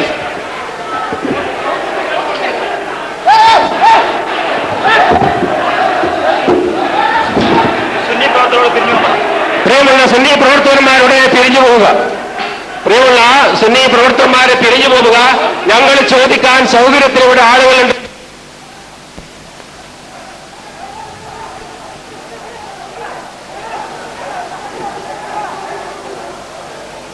ഈ ആധുനിക മീഡിയ ഉള്ളതുകൊണ്ട് ഇതൊക്കെ വ്യക്തമായി തെളിയിക്കാൻ നമുക്ക് സാധിക്കും. എത്ര സ്ഥലങ്ങളിൽ ഞാൻ ഉദാഹരണത്തിന് ഒന്ന് മാത്രം കാണിച്ചതാ. കോഴിക്കോട് നടന്നത് എന്താ? കുറ്റ്യാടി റഷീദിന്റെ നേതൃത്വത്തിലല്ലേ അവിടെ കച്ചറുണ്ടാക്കാൻ വന്നത്? എന്താണ് തിരൂരിൽ നടന്നത്? മുസ്ലിയാക്കന്മാരെ തലയെക്കെട്ടിനുള്ളിൽ കല്ലുകൾ ഒളിപ്പിച്ചു കൊണ്ടെന്നാ വന്നിരുന്നത്. എന്നിട്ടോ ഞങ്ങൾ ഷാർജയിൽ മുഖാമുഖം നടത്തിയതിനെ പരിഹസിച്ചുകൊണ്ട്, ഇത് ഷാർജയല്ല, ബഹ്റൈൻ അല്ല, കേരളമാണെന്ന് ഓർത്തോളൂ. ഷാർജയിൽ നിങ്ങൾ നടത്തിയ മാതിരി, ബഹ്റൈൻ നിങ്ങൾ നടത്തിയ മാതിരി ഇവിടെ നടത്താൻ അയക്കൂല ഞങ്ങള്. അതാ ഇതിന്റെ അർത്ഥം. മുസ്ലിയാക്കന്മാര് മുദ്രാവാക്യം വിളിച്ചുകൊണ്ടാ തിരൂര് മുഖാമുഖം കലക്കിയത്. പിന്നെ ഞങ്ങൾ നടത്തുന്നുണ്ടല്ലോ എന്നാ. നിങ്ങൾ നടത്തുന്ന നിങ്ങളെ മാന്യത കൊണ്ടാണ്. ഇപ്പൊ പരസ്യ സംവാദം നിങ്ങൾ തമ്മിൽ ഇപ്പൊ കാൽദി വിവാദത്തെ കുറിച്ച് തിരൂരങ്ങാടി ഒരു വാദപ്രതിവാദം നടത്തിയില്ലേ? അതിന്റെ നിങ്ങൾ പരസ്യമായിട്ട് നടത്താഞ്ഞേ? AP-യും BK-യും തമ്മിൽ വാദപ്രതിവാദം നടത്തിയത് ഹാളിനകത്ത് വെച്ചല്ലേ? എന്താ നിങ്ങൾ പരസ്യ സംവാദം നടത്തണ്ടേ? ഞങ്ങളെ പരസ്യ സംവാദത്തിന് വെല്ലുവിളിക്കുന്നത്? അപ്പൊ ഞങ്ങളെ സംബന്ധിച്ചിടത്തോളം ഞങ്ങൾക്ക് കാര്യങ്ങൾ ഭംഗിയായി നടത്താൻ സൗകര്യപ്പെടുന്ന രൂപത്തിൽ ഉണ്ടെങ്കിൽ ഞങ്ങൾ എപ്പോഴും തയ്യാറായിട്ടുണ്ട്. പല സ്ഥലത്തും അത് നടന്നിട്ടുണ്ട്. പിന്നെ സുഹൃത്തുക്കളെ, മുഖാമുഖം എന്ന് പറയുന്നത് ഇവരുടെ ഒരു നാടകമാണ്. എന്താ മുഖാമുഖം? ഇവർ തന്നെ ചോദ്യം ചോദിക്കാൻ ആളെ ശട്ടം കെട്ടി കൊണ്ടുവരിക. എന്നിട്ട് അയാളിങ്ങനെ മുജാഹിദായി അഭിനയിച്ചിട്ട് ചോദിക്കാണ്, ഉസ്താദേ ഞാനൊരു മുജാഹിദ് പ്രവർത്തകനാണ്. അതുകൊണ്ട് ചോദ്യം ചോദിക്കും. ഓരോ ചോദ്യം കഴിയുമ്പോൾ നിങ്ങൾക്ക് മനസ്സിലായോ? മനസ്സിലായി, എനിക്ക് ബോധ്യപ്പെട്ടു. എന്നാ അടുത്ത ചോദിച്ചോളി. അപ്പൊ അടുത്ത ചോദിക്കും, അതും ബോധ്യപ്പെട്ടു. അൽഹംദുലില്ലാ, ഒരാൾക്കെങ്കിലും ബോധ്യപ്പെട്ടല്ലോ. അവസാനം ഞാനിതാ മുജാഹിദ് പ്രസ്ഥാനത്തിന് രാജിവെക്കുകയാണ്. അല്ലാഹു അക്ബർ. നമ്മളെ മുഖാമുഖം കൊണ്ട് ഒരാൾ സുന്നി ആയിട്ടുണ്ട്. പിടിച്ചു നോക്കുമ്പോ സാധനം സുന്നി തന്നെയാ. സുള്ളിയയിൽ പോയി നടത്തി. കർണാടകത്തിലുള്ള കാസർഗോഡിനപ്പുറത്ത് സുള്ളിയ, കർണാടകം തൊണ്ട മലയാളികളുടെ സ്ഥല. പോയി പിടികൂടി മുജാഹിദീങ്ങള്. ഓനെ കൊണ്ടുവന്ന് ചോദിച്ചു നോക്കുമ്പോ സാധനം മറ്റതാ. നല്ല ഇടിയങ്ങ് കൊടുത്തപ്പോ സത്യം അങ്ങോട്ട് പറഞ്ഞു, ഇന്നബല് കൊണ്ടുവന്നതാണ്. വേണ്ട, ഈ ഒരു മാസം മുമ്പ് എടവണ്ണപ്പാറയിൽ എന്താ നടന്നത്? എടവണ്ണപ്പാറയടുത്ത് നമ്മുടെ ET ബഷീറിന്റെ നാട്ടില് ഇളവരത്ത് എന്താ നടന്നത്? AP കുട്ടികള് അവിടെ മുഖാമുഖം നടത്താൻ പോയി. ഒരാൾ മുജാഹിദായി അഭിനയിച്ച് ചോദ്യം ചോദിച്ചു. അപ്പൊ അവിടുത്തെ EK സുന്നികൾക്ക് സംശയം, എങ്ങനെ മുജാഹിദിനെ നമ്മളറിയില്ലോ, ഒക്കെ സമ്മതിച്ചു കൊടുക്കാണല്ലോ ഇയാള്. അവസാനം പിടികൂടി. ഇയാൾ ചായക്ക് ഇറങ്ങിയപ്പോ ഹോട്ടലിൽ വെച്ചാണ് ചോദിച്ച്, മര്യാദക്ക് സത്യം പറഞ്ഞ ഈ സുന്നിയോട് പിടികൂടി. കഴിഞ്ഞ അവിടുത്തെ പരിപാടിയിൽ ഞങ്ങളത് ഇവിടെ കേൾപ്പിച്ചിരുന്നു. ആളുകൾ പിടികൂടി ചോദിച്ചപ്പോൾ അവസാനം സ്റ്റേജിൽ പോയി പറയാന്നു. അപ്പൊ മുസ്ലിം വിചാരിച്ചു ഇവൻ എന്തെങ്കിലും പ്രഖ്യാപിക്കാൻ വരികയാണ്, സുന്നിയായി പ്രഖ്യാപിക്കാൻ മൈക്കങ്ങ് കൊടുത്ത് ഓനങ്ങ് പ്രഖ്യാപിച്ച് ഇന്നെങ്ങനെ കൊണ്ടുവന്നതായിരുന്നു. ആകെ പൊളിഞ്ഞില്ലേ. ഇളമരത്തിപ്പോ നടന്നതാ, പത്രത്തിൽ വന്നു. അപ്പൊ സുഹൃത്തുക്കളെ, ഇതുവരെ സ്വഭാവമാണ്. ഇപ്പോ ഞങ്ങളുമായി വാദപ്രതിവാദം നടത്താൻ കൊണ്ടോട്ടിയിലും കയ്പമംഗലത്തൊക്കെ ഒന്നൊരു മൊയ്തീൻ സാദി കുഴിപ്പുറണ്ട്. ഓൻ പാൻറ്റും കുപ്പായൊക്കെ ഇട്ടിട്ട് മുജാഹിദായി അഭിനയിച്ച് ചോദ്യം ചോദിക്കാൻ വരുന്ന രംഗമാണ് ഇനി നിങ്ങൾ കാണാൻ പോകുന്നത്. മുഖാമുഖ നാടകം.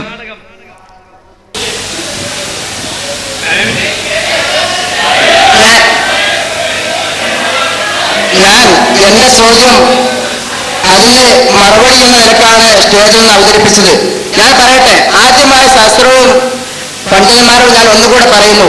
പുറത്തുള്ള കാര്യത്തിൽ നോട്ടീസ് എല്ലാം ഞാൻ കണ്ടിട്ടുണ്ട്. സ്റ്റേജിൽ നിന്ന് പറഞ്ഞാൽ കേട്ട് ഒരാൾക്ക് ഒരു ചോദ്യം ചോദിക്കാവൂ, ഉപചോദ്യം ആവശ്യം വന്നാൽ 2 ഉപചോദ്യമെന്ന്. നമുക്ക് നമ്മുടെ ഉദ്ദേശം സംശയം തീരണമാണല്ലോ. പ്രത്യേകിച്ച് സുന്നി പണ്ഡിതന്മാർ നമ്മുടെ പരിപാടിയെക്കുറിച്ച് അവർ ഇകഴ്ത്തി കാണിക്കൽ തന്നെ സുന്നികൾ എല്ലാവർക്കും പരസ്യമായിട്ട് എങ്ങനെ ചോദിക്കാൻ അവസരം നൽകുന്നു, മുജാഹിദ് പക്ഷക്കാർ ആ അവസരം നൽകുന്നില്ല എന്ന് പറഞ്ഞുകൊണ്ടാണ് അവർ നമ്മളെ ആക്ഷേപിക്കാറുള്ളത്. ആ ആക്ഷേപത്തിൽ നാം മാറ്റി എഴുതണം ഇവിടെ വെച്ചുകൊണ്ട്. അപ്പോൾ ഇഷ്ടാനുസരണം എല്ലാവർക്കും ഏതായാലും ചോദിക്കാൻ കഴിയുകയില്ല. ഇവിടെ കൂടി എത്രയോ ജനങ്ങളുടെ എല്ലാവർക്കും ചോദിക്കാൻ കഴിയുകയില്ല.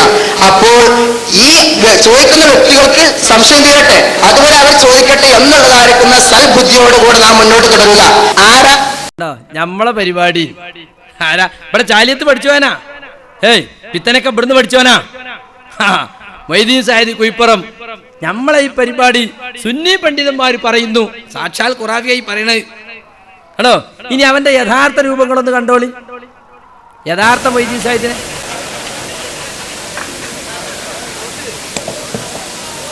ആദ്യമായിക്കൊണ്ട് അവിടെ നിന്ന് ചോദിച്ചത്, അള്ളാഹു അല്ലാത്ത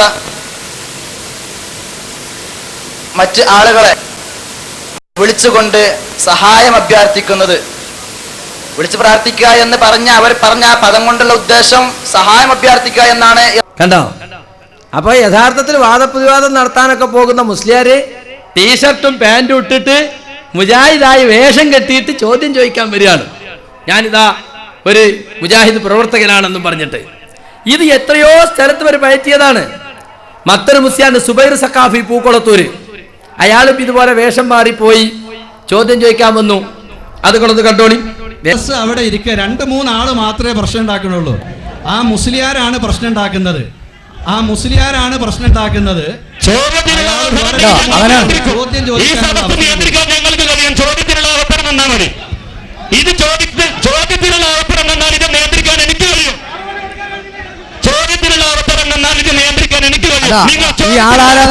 അതാ റൗണ്ടിലിട്ട് കാണിച്ച മുസ്ലിയാരാണ് സുബൈർ സഖാഫി പൂക്കുളത്തൂര്. ഇനി അയാൾ തന്നെ യഥാർത്ഥത്തിലുള്ള സുബൈർ സഖാഫി ആയിട്ട് നിങ്ങൾക്കൊന്ന് കാണാം. അതേ സമയം നിങ്ങൾ പാഠം ഉൾക്കൊള്ളുന്നില്ലേ? സംഭവത്തിൽ നിന്നൊരു വലിയ പാഠമില്ലേ? ആദരിക്കുകയും ചെയ്ത ആ ആദം നബി അലൈഹിസ്സലാമിന് സുജൂദ് ചെയ്യാത്തതിന്റെ പേരിൽ എന്നേക്കുമായി നഷ്ടകാരിയായി ആദം നബി ഇബ്ലീസ് അതാ ഈ ലോകത്തു നിന്ന് ശപിക്കപ്പെട്ടവനായി. അപ്പോ അതൊരു ഉദാഹരണത്തിന് വേണ്ടി മാത്രം കാണിച്ചതാണ്. ഇതാണ് എല്ലാ സ്ഥലത്തും നടത്തുന്ന മുഖാമുഖങ്ങൾ. അവർ തന്നെ ചോദ്യം ചോദിക്കാൻ ആളെ കൊണ്ടുവരിക, ചോദ്യവും റെഡി, ഉത്തരവും റെഡി. അവസാനം മുജാഹിദ് സുന്നിയായി. ആ സുന്നിയായ ആളെ പേരൊന്നും അവിടെ പറയോ? ഇല്ല. ഏത് മുജാഹിദ് യൂണിറ്റിൽ അങ്ങാണ് ഇവനെവിടെയാ മെമ്പർഷിപ്പ്? അതൊന്നും പെട്ടെന്ന് ഇവരെ സാഹസിക്കേരി ആരും ചോദിക്കാൻ നിൽക്കൂലല്ലോ എന്ന നിലക്ക് യാക്കൗമിനെ പിടിച്ചു നിർത്താൻ വേണ്ടി ഉസ്താദിന്റെ മുഖാമുഖം കൊണ്ട് മുജാഹിദ് അപ്പം അങ്ങ് സുന്നിയായി. എന്താ നമ്മളെ ഉസ്താദിന്റെ വിവരം, എന്തോ ഒരു മുഖാമുഖാണ്. സുന്നത്ത് ജമാഅത്തിന്റെ ആദർശത്തിന്റെ പൗറ് കണ്ടോ? ഇത് പറയിപ്പിക്കാൻ വേണ്ടിയിട്ടുള്ള മുഖാമുഖ നാടകം അതവിടെ നടക്കുന്നത്. 200ഓളം മുഖാമുഖം നടത്തിയ ആളാണ് അലവി സഖാഫിയും അതുപോലെ സുലൈമാൻ സഖാഫിയും.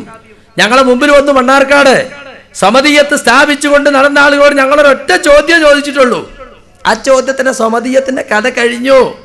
എന്തായിരുന്നു ആ ചോദ്യം? പരിശുദ്ധ ഖുർആൻ അവതരിപ്പിക്കുന്ന കാലഘട്ടത്തിലുള്ള മുശ്രിക്കുകള് അവര് വിളിച്ചു പ്രാർത്ഥിച്ചിരുന്ന മഹാന്മാർക്ക് സമദിയത്ത് കൽപ്പിച്ചിരുന്നുവെന്ന് പരിശുദ്ധ ഖുർആൻ കൊണ്ടോ തിരുസുന്നത്ത് കൊണ്ടോ തെളിയിക്കാൻ പറ്റുമോ?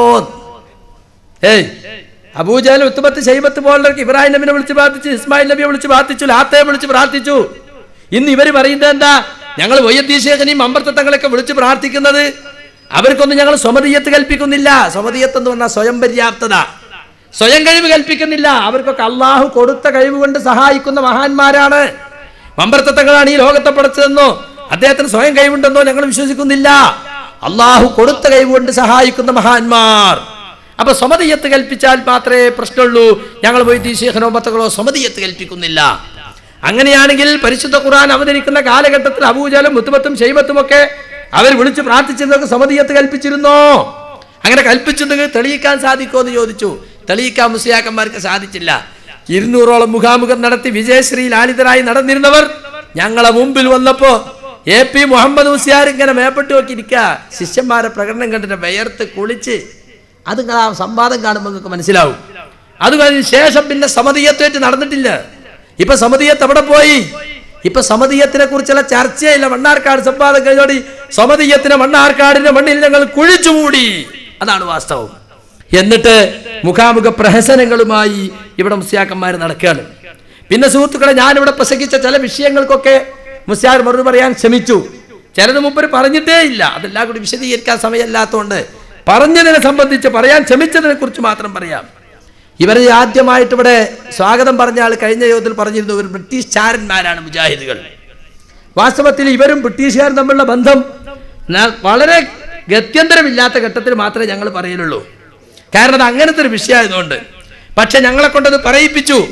സ്വാഗതം പറഞ്ഞ മുസ്ലിയാർ കഴിഞ്ഞവർ പറഞ്ഞ ഒരു മുജാഹിദുകൾ ബ്രിട്ടീഷ് ചാരന്മാരാണ്. അപ്പൊ സ്വാഭാവികമായും ആരാണ് ബ്രിട്ടീഷ് ചാരൻ, ആരാണ് ബ്രിട്ടീഷ് അനുകൂലികൾ, അത് ഞങ്ങൾക്ക് പറയേണ്ടി വന്നു. പറഞ്ഞപ്പോൾ ഞാൻ സമസ്തക്കാരുടെ പ്രമേയം എടുത്ത് വായിച്ചിരുന്നു. പക്ഷെ അലവി സഖാബി വന്നിട്ട് പറയാണ് നമ്മൾ ബ്രിട്ടീഷ് അനുകൂലികളാണ്. അതിനെന്താ തെളിവ്? അതിന്റെ തെളിവ് വൈസ്രോയിയെ ബോംബാക്രമണം നടത്തിയതിൽ നമ്മൾ പ്രതിഷേധിച്ചു, അതാണ് ഇത്രയും പ്രശ്നം എന്ന്. കണ്ട നിങ്ങൾ, വൈസ്രോയിയെ ബോംബാക്രമണം നടത്തിയതിൽ പ്രതിഷേധിച്ചു, അതാണ് പ്രശ്നം എന്നാ മൂപ്പര് പറഞ്ഞത്. വാസ്തവത്തിൽ എന്താ സംഭവിച്ചത്? വൈസ്രോയിയെ ബോംബാക്രമണം നടത്തിയതിൽ പ്രതിഷേധിച്ചല്ല, വൈസ്രോയി ദേശീയ വിപ്ലവകാരികളെ ബോംബാക്രമണത്തിൽ രക്ഷപ്പെട്ടതിൽ അളവറ്റ സന്തോഷം രേഖപ്പെടുത്തി എന്നാണ് പറഞ്ഞത്. അതാണ് വാസ്തവം. മാത്രല്ല ഇവര് പറഞ്ഞപ്പോ എന്താണെന്നറിയോ, ഞങ്ങളെ സംബന്ധിച്ചിടത്തോളം പിന്നെ ബോംബിങ്ങില് ഞങ്ങൾ സന്തോഷിക്കാൻ വേണ്ടത്, നമ്മളെ ശത്രുക്കളാണെങ്കിലും ബോംബിങ് നടത്തിയാൽ ബോംബെറിഞ്ഞ് ആക്രമിക്കാന്നൊക്കെ പറഞ്ഞാൽ മോശമല്ലേ? പിന്നെന്താ ഞങ്ങൾ ബോംബിങ് നന്നായി പത്രപ്രസ്താവന ഇറക്കണോ? അപ്പൊ മറ്റതൊക്കെ അങ്ങ് വിഴുങ്ങി. എന്ത് വിഴുങ്ങി? സമസ്തക്കാര് പാസ്സാക്കിയ പ്രമേയം വിഴുങ്ങി. എന്നിട്ട് അതിനെ സംബന്ധിച്ച് പറയുന്നത് എന്താണെന്നറിയോ, ഞങ്ങൾ മാത്രല്ല വേറെ പല ആളുകളും ഇതുപോലെ ബ്രിട്ടീഷുകാരുടെ വൈസ്രോയിക്ക് ഉണ്ടായ ദുരന്തത്തിലും മറ്റുമൊക്കെ പ്രതിഷേധം ഉണ്ടായിത്തന്നെ ഞങ്ങൾ മാത്രല്ല. എന്നാ സുഹൃത്തുക്കളെ, അവരെന്തുകൊണ്ടാണ് ബ്രിട്ടീഷുകാരെ എതിർത്തത്? കേട്ടോളൂ. സാധുക്കളും നിരപരാധികളുമായ കേരള മുസ്ലിമീങ്ങളെ കോൺഗ്രസ് കക്ഷിക്കാർ അവരുടെ ഉദ്ദേശ നിർവഹണത്തിനായി ഖിലാഫത്ത് കമ്മിറ്റി എന്ന പേരും പരസ്യം ചെയ്ത് അവരുടെ മായാവലയിൽപ്പെടുത്തുകയും അവിവേവികളും പാമരന്മാരുമായ മുസ്ലിമീങ്ങളെ മുമ്പിലേക്ക് തള്ളി കക്ഷിവഴക്കളും ബഹളവും ഉണ്ടാക്കി കേരളം മിക്കവാറും സ്ഥലങ്ങളിൽ വമ്പിച്ച ലഹള നടന്നതിന്റെ ഫലമായി എത്രയോ അനവധി മുസ്ലിം സഹോദരങ്ങൾ തോക്കിനിരയാവുകയും ജയിൽ ശിക്ഷയ്ക്ക് കാരണഭൂതരായി തീരുകയും ചെയ്തുവല്ലോ. ഭരണകർത്താക്കളോട് എതിർക്കലും അവരുടെ കൽപ്പന അനാദരവ് ചെയ്യലും മതവിരോധമായിട്ടുള്ള കാര്യമായിരിക്കെ കോൺഗ്രസ് കക്ഷിക്കാരുമായി യോജിക്കലും അവരോട് സഹകരിക്കലും ഒരിക്കലും യഥാർത്ഥ മുസ്ലിമീങ്ങൾക്ക് ചെയ്യുവാൻ പാടില്ലാത്തതുമാകുന്നു. അവതാരകൻ കെ മമ്മൂട്ടി സാഹിബ് ബഹദൂർ, ഏറനാട് താലൂക്ക് മെമ്പർ. അനുവാദകന്മാർ കെ മുഹമ്മദ് മീര മൗലവി, AP അഹമ്മദ് കുട്ടി മൗലവി. സർവസമ്മതമായി പാസാക്കീന ഇത് സമസ്ത കേരള ജമിയത്തിലും 6ാം വാർഷിക റിപ്പോർട്ട്. ഫറൂഖ് ബഹുമാനപ്പെട്ട മൗലാന മൗലവി അബു സഅദാത്ത് ശിഹാബുദ്ദീൻ അഹമ്മദ് കോയ സാഹിബ് അധ്യക്ഷതയിൽ എന്ന് പറഞ്ഞാൽ ഇവിടുത്തെ ചാലിയാത്തില്ലേ, ചാലിയാത്തിന്റെ നേതൃത്വത്തിൽ 1933 മാർച്ച് 5 ഞായറാഴ്ച കൂടിയ സമ്മേളനത്തിന്റെ റിപ്പോർട്ടും സ്വീകരണ സംഘാധ്യക്ഷന്റെ സ്വാഗത പ്രസംഗം യോഗ നടപടികളും സർവ്വസമ്മതമായി പാസ്സാക്കപ്പെട്ട പ്രമേയങ്ങളും അടങ്ങിയ റിപ്പോർട്ട്. ഇതെന്നാ ഞങ്ങൾ വായിച്ചത്. അപ്പൊ നിങ്ങൾ യോഗം കൂടി പ്രമേയം പാസ്സാക്കിയതാണ്. എന്താ പാസ്സാക്കിയത്? ഭരണകർത്താക്കളെ എതിർക്കൽ ദീനിനെതിരാണ്. അതുകൊണ്ട് ഇപ്പൊ ഭരിക്കണത് ആരാ? ബ്രിട്ടീഷുകാരാണ്. ഓലെ എതിർക്കൽ ദീനിനെതിരാണ്. അതാ സംഭവിച്ചത്. ആയിരക്കണക്കിന് ഇന്ത്യക്കാരെ നിർദ്ദയം കൊലപ്പെടുത്തുവാൻ കൽപ്പന കൊടുത്ത ഒരു വൈസ്രോയി ആയിരുന്നു ഇർവിൻ പ്രഭു. സ്വാഭാവികമായും ആയിരങ്ങളെ കൊന്നൊടുക്കിയ ആള് അയാളൊന്ന് മരിച്ചോട്ടെ എന്ന് ദേശീയ വിപ്ലവകാരികൾ ചിന്തിച്ചെങ്കിൽ അവർ കുറ്റം പറഞ്ഞിട്ട് കാര്യമല്ല. അവർക്ക് വേറെ നിവൃത്തിയില്ല. കോടതിയിൽ പോയിട്ടോ അല്ലെങ്കിൽ എന്തെങ്കിലും പോലീസ് സ്റ്റേഷനിൽ പോയിട്ടോ നീതി കിട്ടുന്ന ഒരു കാലല്ല. ഭരണകൂടത്തിന്റെ അടുത്ത് നീതി കിട്ടുന്ന ഒരു കാലത്ത് നീതി നടപ്പിലാക്കി കിട്ടുമെങ്കിൽ ഉത്തരവാദപ്പെട്ട ആളുകളെ സമീപിച്ചേ ചെയ്യാൻ വേണ്ട. അതിനൊന്നും നിവൃത്തിയില്ലാത്ത കാലത്താണ് അങ്ങനത്തെ ഒരു അവസ്ഥ അവർക്ക് ഉണ്ടായത്. എന്നിട്ടോ ബോംബ് ചെയ്ത് നന്നായില്ല എന്നല്ല പറഞ്ഞത്. നമ്മളെ ബഹുമാനപ്പെട്ട വൈസ്രോയി രക്ഷപ്പെട്ടതിൽ ഞങ്ങൾ ഇതാ സന്തോഷം രേഖപ്പെടുത്തുന്നു എന്നാണ് പറഞ്ഞത്. അപ്പൊ സുഹൃത്തുക്കളെ, സമസ്ത പ്രമേയം പാസാക്കിയതാണ്, അല്ലാതെ ഏതെങ്കിലും ഒരു മുസ്ലിയാർക്ക് സംഭവിച്ച നാക്കുപ്പഴയല്ല, വെറും വൈസ്രോയി പ്രശ്നമല്ല അത് എന്ന് നിങ്ങൾ മനസ്സിലാക്കണം. ഇരു സുഹൃത്തുക്കളെ, വേറെന്താവുന്ന നിങ്ങള് KM മൗലവി ഒളിച്ചോടിയില്ലേന്നാ. KM മൗലവി ഒളിച്ചോടി. വാസ്തവത്തിൽ എത്താ സംഗതി, ഏറനാട് താലൂക്ക് ഖിലാഫത്ത് കോൺഗ്രസ് നേതാവായിരുന്നു KM മൗലവി തയ്യിൽ മുഹമ്മദ് കുട്ടി മുസ്ലിയാർ. അദ്ദേഹം യഥാർത്ഥത്തില് ലഹള ഇല്ലാതാക്കാൻ വേണ്ടി പരിശ്രമിച്ച ആളാണ്. ഓടി നടന്ന് ആളുകളോട് സംയമനം പാലിക്കാൻ ആവശ്യപ്പെട്ട നേതാവാണ് KP കേശവനോടൊക്കെ കൂടെ. പക്ഷേ ലഹള അവസാനിച്ചപ്പോ ലഹള ഇളക്കി വിട്ടാളെന്ന കുറ്റം ചുമത്തി കലക്ടർ തോമസ് അദ്ദേഹത്തെ കൊല്ലാൻ വേണ്ടി ഉത്തരവിട്ടു. അപ്പോൾ അദ്ദേഹം ബ്രിട്ടീഷുകാർക്ക് സ്വാധീനമില്ലാത്ത കൊടുങ്ങല്ലൂരിലേക്ക് താമസം മാറി. അദ്ദേഹം മാത്രല്ല, വേറെയും പല ആളുകളും താമസം മാറിയിട്ടുണ്ട്. കട്ടിലശ്ശേരി മുഹമ്മദ് മുസ്ലിയാർ താമസം മാറിയിട്ടുണ്ട്. ഈ കലക്ടറുടെ കുറ്റപത്രത്തെ കുറിച്ച് ഒന്ന് കേട്ടോളൂ. തയ്യിൽ മുഹമ്മദ് കുട്ടി മുസ്ലിയാർ കടുത്ത നാശകാരിയും കുറ്റക്കാരനുമാണെന്ന് കലക്ടർ DEO ലെക്ചറിൽ വ്യക്തമാക്കിയിട്ടുണ്ട്. ഇയാൾ ഇവിടെ വായിച്ച KM മൗലവി എന്ന പുസ്തകത്തിലെ KK അബ്ദുൽ കരീം പറയാണ്. അപ്പൊ ലഹള ഇളക്കി വിട്ട ആളെന്ന കുറ്റം ചുമത്തി അദ്ദേഹത്തെ കൊല്ലാൻ ഉത്തരവിട്ട സന്ദർഭത്തിലാണ് അദ്ദേഹം എന്ത് ചെയ്തത്? ഇവിടുത്തെ താമസം മാറിയത്. പലരും അങ്ങനെ ഓടിപ്പോയിട്ടുണ്ട് ആ സന്ദർഭത്തില്. ഇതാ താനൂർക്കാരൻ ആവനുമാന്റെ അകത്ത് പരീക്കുട്ടി മുസ്ലിയാർ, അദ്ദേഹം ഖിലാഫത്ത് ബ്രിട്ടീഷ് ഗവൺമെന്റ് കണ്ടുകെട്ടി ഇദ്ദേഹത്തിന്റെ ഖിലാഫത്ത് തർജുമ. ലഹളക്കാലത്ത് ഇദ്ദേഹം വേഷപ്രച്ഛന്നനായി മക്കയിലേക്ക് നാട് കടന്നു. സുമാർ 1/4 നൂറ്റാണ്ട് അവിടെ വെച്ച് അന്തരിച്ചു. അതുമാത്രല്ല, കട്ടിലശ്ശേരി മുഹമ്മദ് മുസ്ലിയാർ, ഇങ്ങനെ പല ആളുകളും. അതേസമയം മലബാർ ലഹളയെ സംബന്ധിച്ച് അവര് ചെയ്തത് കുറ്റമായിരുന്നില്ല, അന്യായമായി അവർ മേൽ കുറ്റം ചാർജ് ചെയ്തായിരുന്നു എന്ന് തെളിയിക്കപ്പെടുകയും അവർക്കെതിരെ ചാർജുകൾ പിൻവലിക്കുകയും ചെയ്തപ്പോൾ 1932 KM മൗലവി ഈ മലബാറിലേക്ക് തിരിച്ചു വന്നു. പിന്നെയും ഖിലാഫത്ത് കോൺഗ്രസുമായി ബന്ധപ്പെട്ട പ്രവർത്തനത്തിലും പിന്നീട് മുസ്ലിം ലീഗുമായി ബന്ധപ്പെട്ട പ്രവർത്തനത്തിലും അദ്ദേഹം പ്രവർത്തിച്ച് ബ്രിട്ടീഷുകാർക്കെതിരിൽ അവസാനം വരെ നിലകൊണ്ട ആളാണ്. പക്ഷെ KM മൗലവി തിരിച്ചു വരുമ്പോഴും സമസ്തയുടെ പ്രേതങ്ങൾ ഇവിടെ ബ്രിട്ടീഷുകാർക്കെതിരിൽ ബ്രിട്ടീഷുകാർക്ക് അനുകൂലമായി ഫത്വ ഇറക്കി നിലകൊള്ളുകയാണ് ചെയ്തിട്ടുള്ളത്. താമസം മാറിയത് എന്തുകൊണ്ടാ? കലക്ടർ തോമസ് അന്യായമായ കുറ്റം ചുമത്തി കൊല്ലാൻ ഉത്തരവിട്ടു. എന്നെ കൊന്നോളി എന്ന് പറഞ്ഞ ബ്രിട്ടീഷുകാർക്ക് നിന്നൊടുക്കാണോ പിന്നെ വേണ്ടത്? അല്ല, തൽക്കാലം ഇങ്ങോട്ട് താമസം മാറി. ചെയ്യാത്ത കുറ്റത്തിന് ശിക്ഷിക്കപ്പെടുന്നു. അവിടെ കോടതിയോ പോലീസോ ഒന്നും രക്ഷിക്കാനില്ല, നിയമമില്ല. അതുകൊണ്ട് തൽക്കാലം താമസം മാറി. പിന്നീടോ അതാ അതും കൂടി കേട്ടോളൂ. മലബാർ ലഹള കുറ്റം ചുമത്തപ്പെട്ടവരുടെ പേരിൽ നിന്ന് ആ ചാർജ് പിൻവലിക്കാൻ ധീരോദാത്തവും അഭിനന്ദനീയമായ ത്യാഗസേവനം അനുഷ്ഠിച്ചിരുന്ന ജനാബി പോക്കർ സാഹിബ് മുഹമ്മദ് അബ്ദുറഹ്മാൻ സാഹിബ് മുതലായ നേതാക്കളെയും അഭിനന്ദിച്ചുള്ള പ്രമേയം ആ യോഗത്തിൽ സർവ്വസമ്മതമായി പാസാക്കി. കണ്ടോ? അപ്പൊ യോഗത്തില് ഐക്യസംഘത്തിന്റെ യോഗത്തിലും മറ്റുള്ള യോഗത്തിലും ഒക്കെ വന്നിട്ട് അറിയിക്കാണ്, ഇതാ നിങ്ങൾക്കെതിരെ കുറ്റപത്രം പിൻവലിച്ചിട്ടുണ്ട്, ഞങ്ങൾ അതിനു വേണ്ടി പരിശ്രമിച്ചിട്ടുണ്ട്, അവിടെ നിങ്ങൾക്ക് തിരിച്ചു വരാം. സസന്തോഷം അവർ തിരിച്ചു വന്നു. പിന്നെയും അവർ ഇവിടെ ധാരാളമായി കോൺഗ്രസിനും ഖിലാഫത്തിനും ഒക്കെ ഇതിൽ സ്വാതന്ത്ര്യത്തിനു വേണ്ടി പോരാടിയിട്ടുണ്ട്. സമസ്തക്കാരെ സംബന്ധിച്ചിടത്തോളം എന്നിട്ട് ഇവിടെ പറഞ്ഞെന്തറിയോ? സുന്നത്തി ജമാഅത്തിന്റെ ആളുകൾ ആയിരക്കണക്കിന് പിടഞ്ഞു മരിക്കുമ്പോൾ ഇവരെ KM മൗലവി ഒളിച്ചോടി. ഒരൊറ്റ സമസ്തക്കാരന്റെ പേര് പറഞ്ഞാൽ നിങ്ങൾ സമസ്ത നേതാക്കളിൽ സ്വാതന്ത്ര്യത്തിന് വേണ്ടി പോരാടിയിട്ട് പടഞ്ഞു മരിച്ച ഒരാളെ പേരുകൾ പറഞ്ഞാണ്. ആലി മുസ്ലിയാർ ഞങ്ങളാളല്ലേ? ആലി മുസ്ലിയാർ നിങ്ങളെ സമസ്ത ഉണ്ടാണ് മുമ്പ് മരിച്ചുപോയ മനുഷ്യനാ, മനസ്സിലായില്ലേ? സമസ്ത ഉണ്ടാണിന് മുമ്പ്. പക്ഷേ സമസ്തക്കാരെ സംബന്ധിച്ചിടത്തോളം അവരെന്താ പറഞ്ഞിരുന്നത്?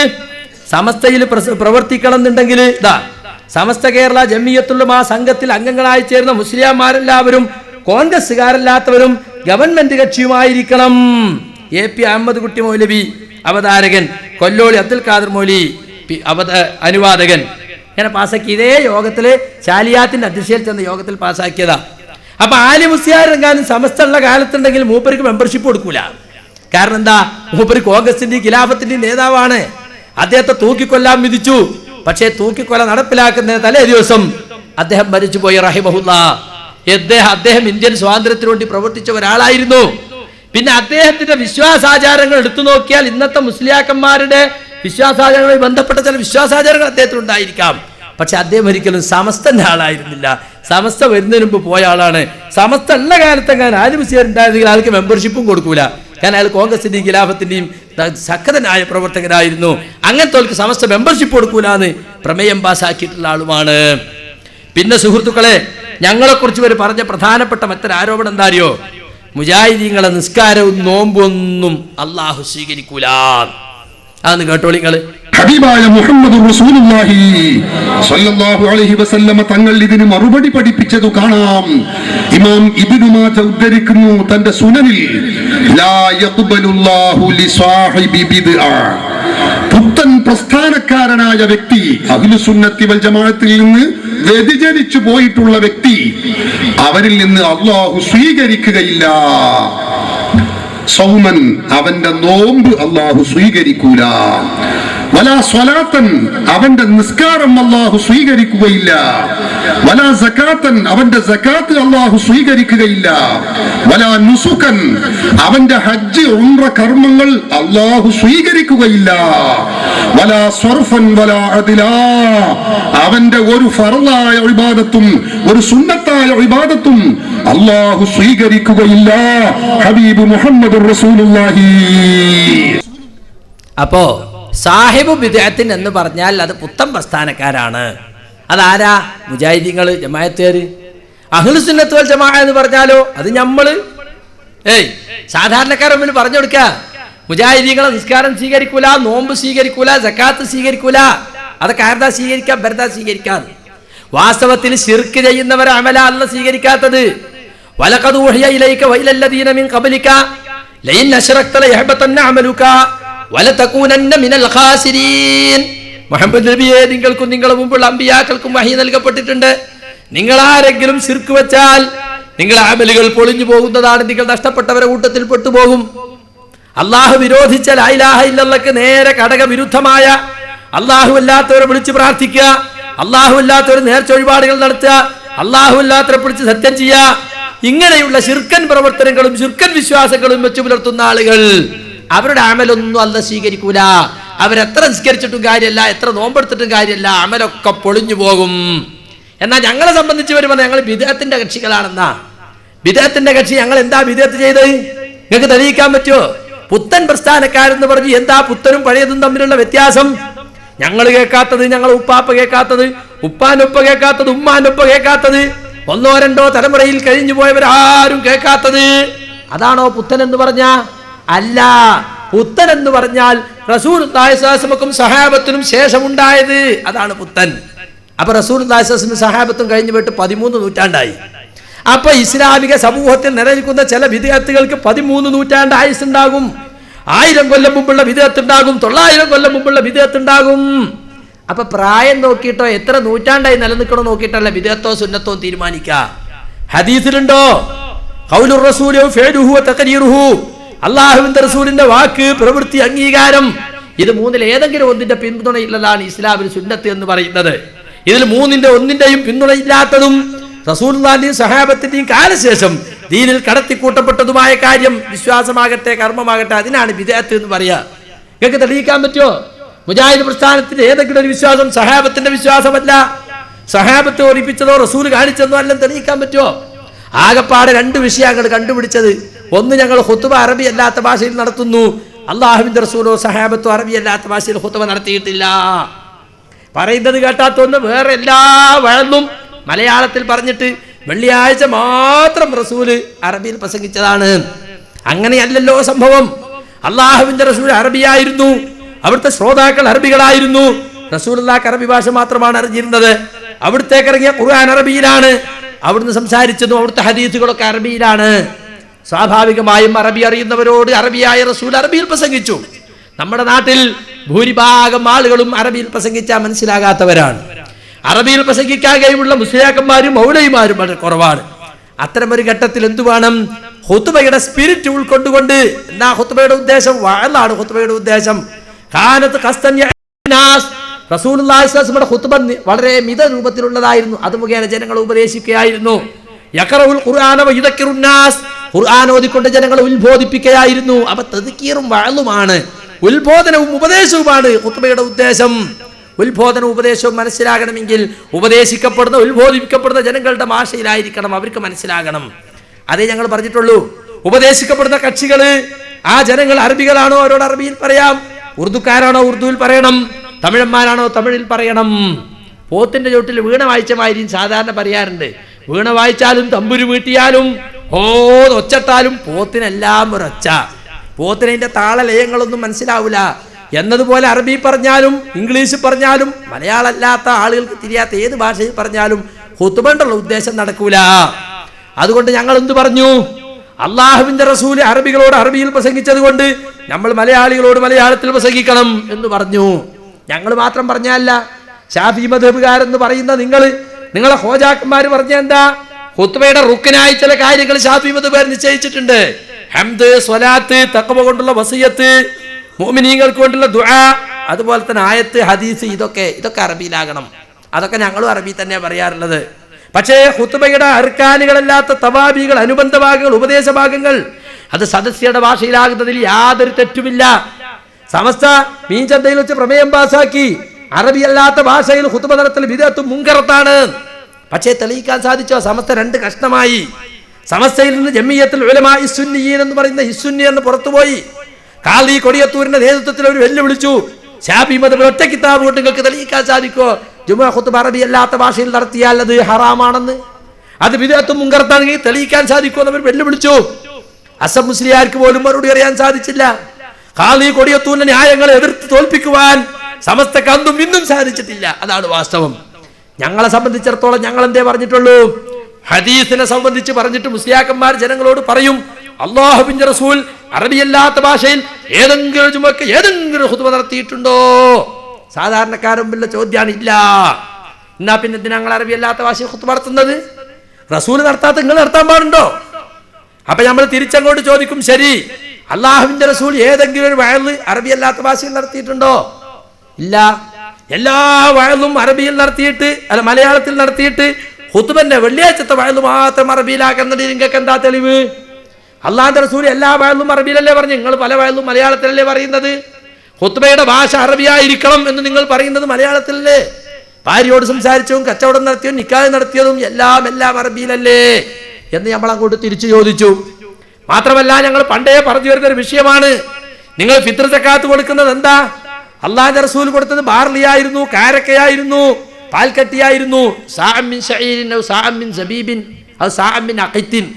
പക്ഷെ നിങ്ങൾ കൊടുത്തതോ, നിങ്ങൾ ജനങ്ങളെ പഠിപ്പിക്കുന്നതോ ആ നാട്ടിലെ പ്രധാന ഭക്ഷ്യധാന്യം ഏതോ അത് തന്നെ കൊടുക്കേണ്ടതാകുന്നു.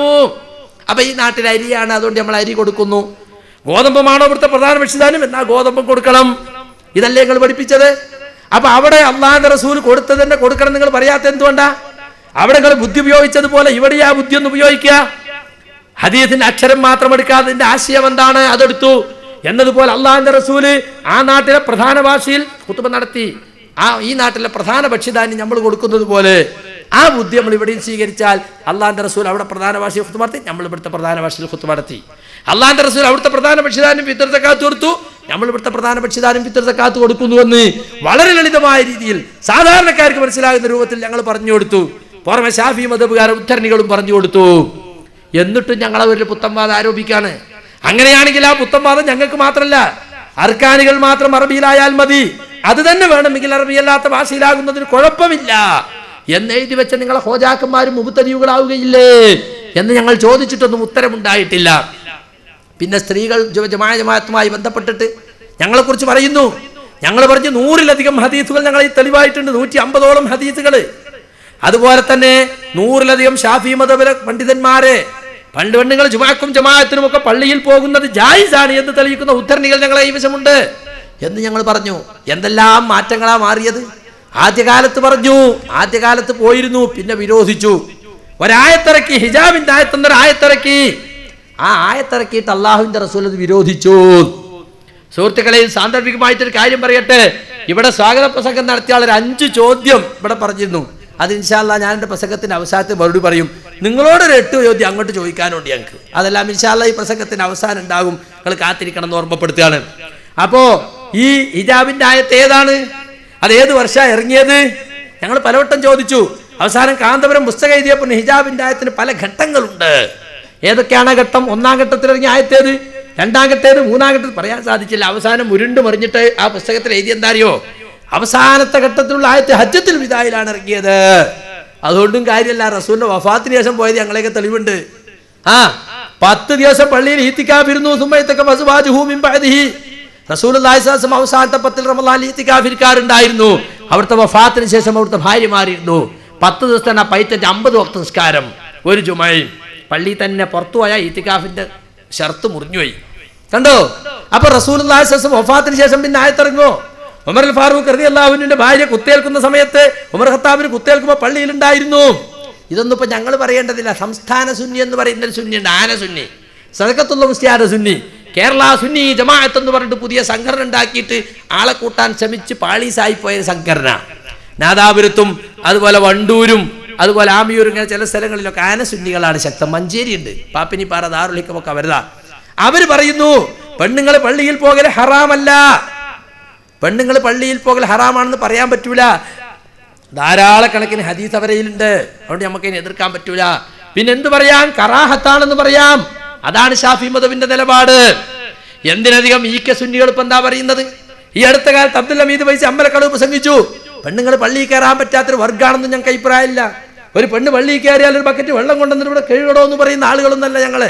ഷർത്തുകൾ പാലിച്ചു കൊണ്ടുപോകാം, ഇസ്ലാമിക വേഷം ധരിച്ചുകൊണ്ട്, അതുപോലെ തന്നെ ആണുങ്ങളുമായി കൂടിക്കലരാതെ, സുഗന്ധം ഉപയോഗിക്കാതെ, അങ്ങനെയുള്ള ഷർത്തുകൾ പാലിച്ചു കൊണ്ടുപോകാമെന്ന് പണ്ഡിതന്മാർ പറഞ്ഞിട്ടുണ്ട്.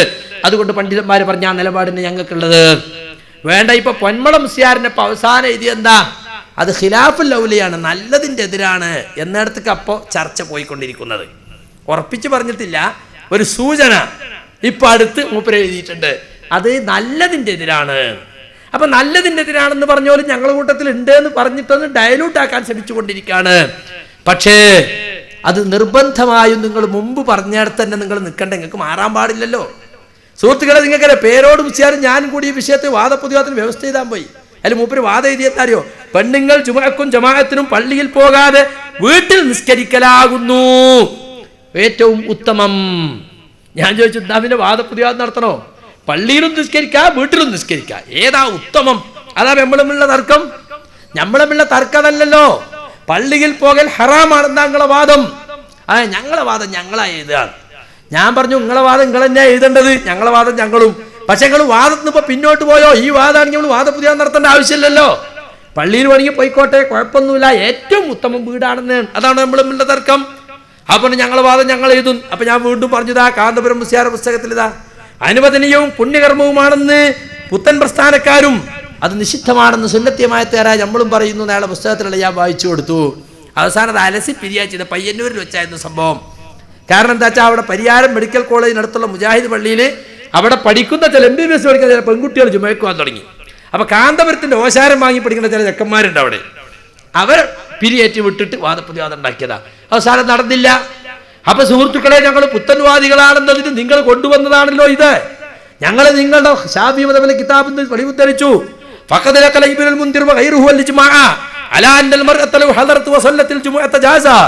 ഒരു പെണ്ണ് ജുമഅക്ക് വന്നിട്ട് ജുമഅ നമസ്കരിച്ചാൽ അത് ജായിസാണ് എന്ന വിഷയത്തിൽ ഇബ്നുൽ മുൻദിറും ഇമാമുൽ ഹറമൈനിയും ഒക്കെ ഇജ്മാ ഉണ്ടെന്ന് രേഖപ്പെടുത്തിയിട്ടുണ്ട്. ഇജ്മാ എന്ന് പറഞ്ഞാൽ എന്താ?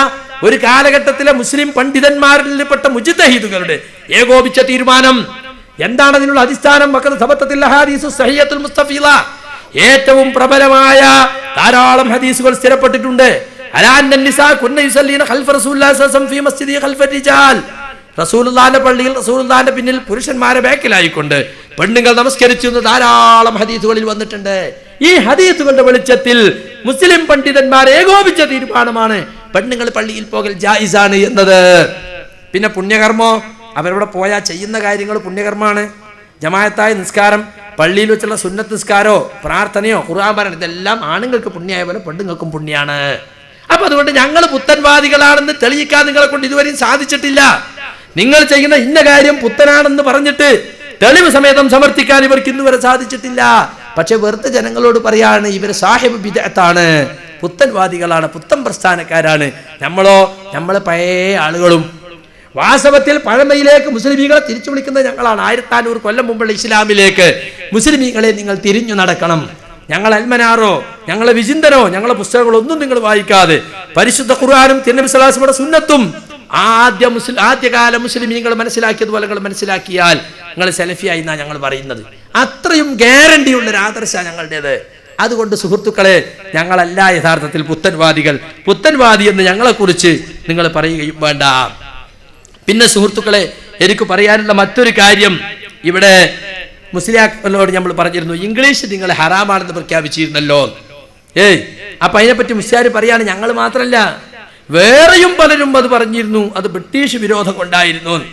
ബ്രിട്ടീഷുകാർക്ക് വിരോധം ഉണ്ടായിരുന്നില്ല എന്ന് ഞാൻ വായിച്ചു.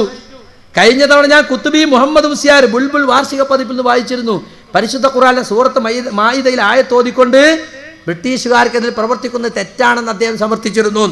അതുമാത്രമല്ല, ബ്രിട്ടീഷുകാരോട് സമരം നടത്തി അവരെ കെട്ടുകെട്ടിക്കലും രാജ്യത്തിന്റെ സ്വാതന്ത്ര്യത്തിന് വേണ്ടി പരിശ്രമിക്കലും അനിവാര്യമാണെന്ന് വാദിക്കുന്ന കുറെ മൗലവിമാരുണ്ടായിരുന്നു. അതിനുവേണ്ടി പ്രസംഗിക്കുകയും എഴുതുകയും അരയും തലയും മുറിക്ക് രംഗത്തിറങ്ങുകയും ചെയ്തവർ. അവരിലധികം പേരും അന്നത്തെ പരിഷ്കരിച്ച ചിന്താഗതിക്കാരും യുവാക്കളായ പൊതുപ്രവർത്തകരും മലയാള കൃതികളും മറ്റും ധാരാളം വായിക്കുന്നവരുമായിരുന്നു. ഇത് ബുൽബുൽ ദശവാർഷിക പതിപ്പ് സംസ്ഥാന സുന്നികൾ ഇറക്കിയതാ. അപ്പൊ അന്നത്തെ മുജാഹിദുകളായിരുന്നു ബ്രിട്ടീഷ് വിരുദ്ധ സമരത്തിന് മുമ്പിലുണ്ടായിരുന്നെന്നും കുത്തുബി മുഹമ്മദ് മുസ്ലിയാരെ പോലുള്ള സൂറത്തുൽ മാഇദയിൽ 83-ാം ആയത്ത് ഉദ്ധരിച്ചുകൊണ്ട് സ്വാതന്ത്ര്യം കിട്ടുന്നതിനെതിരെ പ്രവർത്തിച്ചിരുന്ന ആളുകളായിരുന്നു എന്നുമാണ്.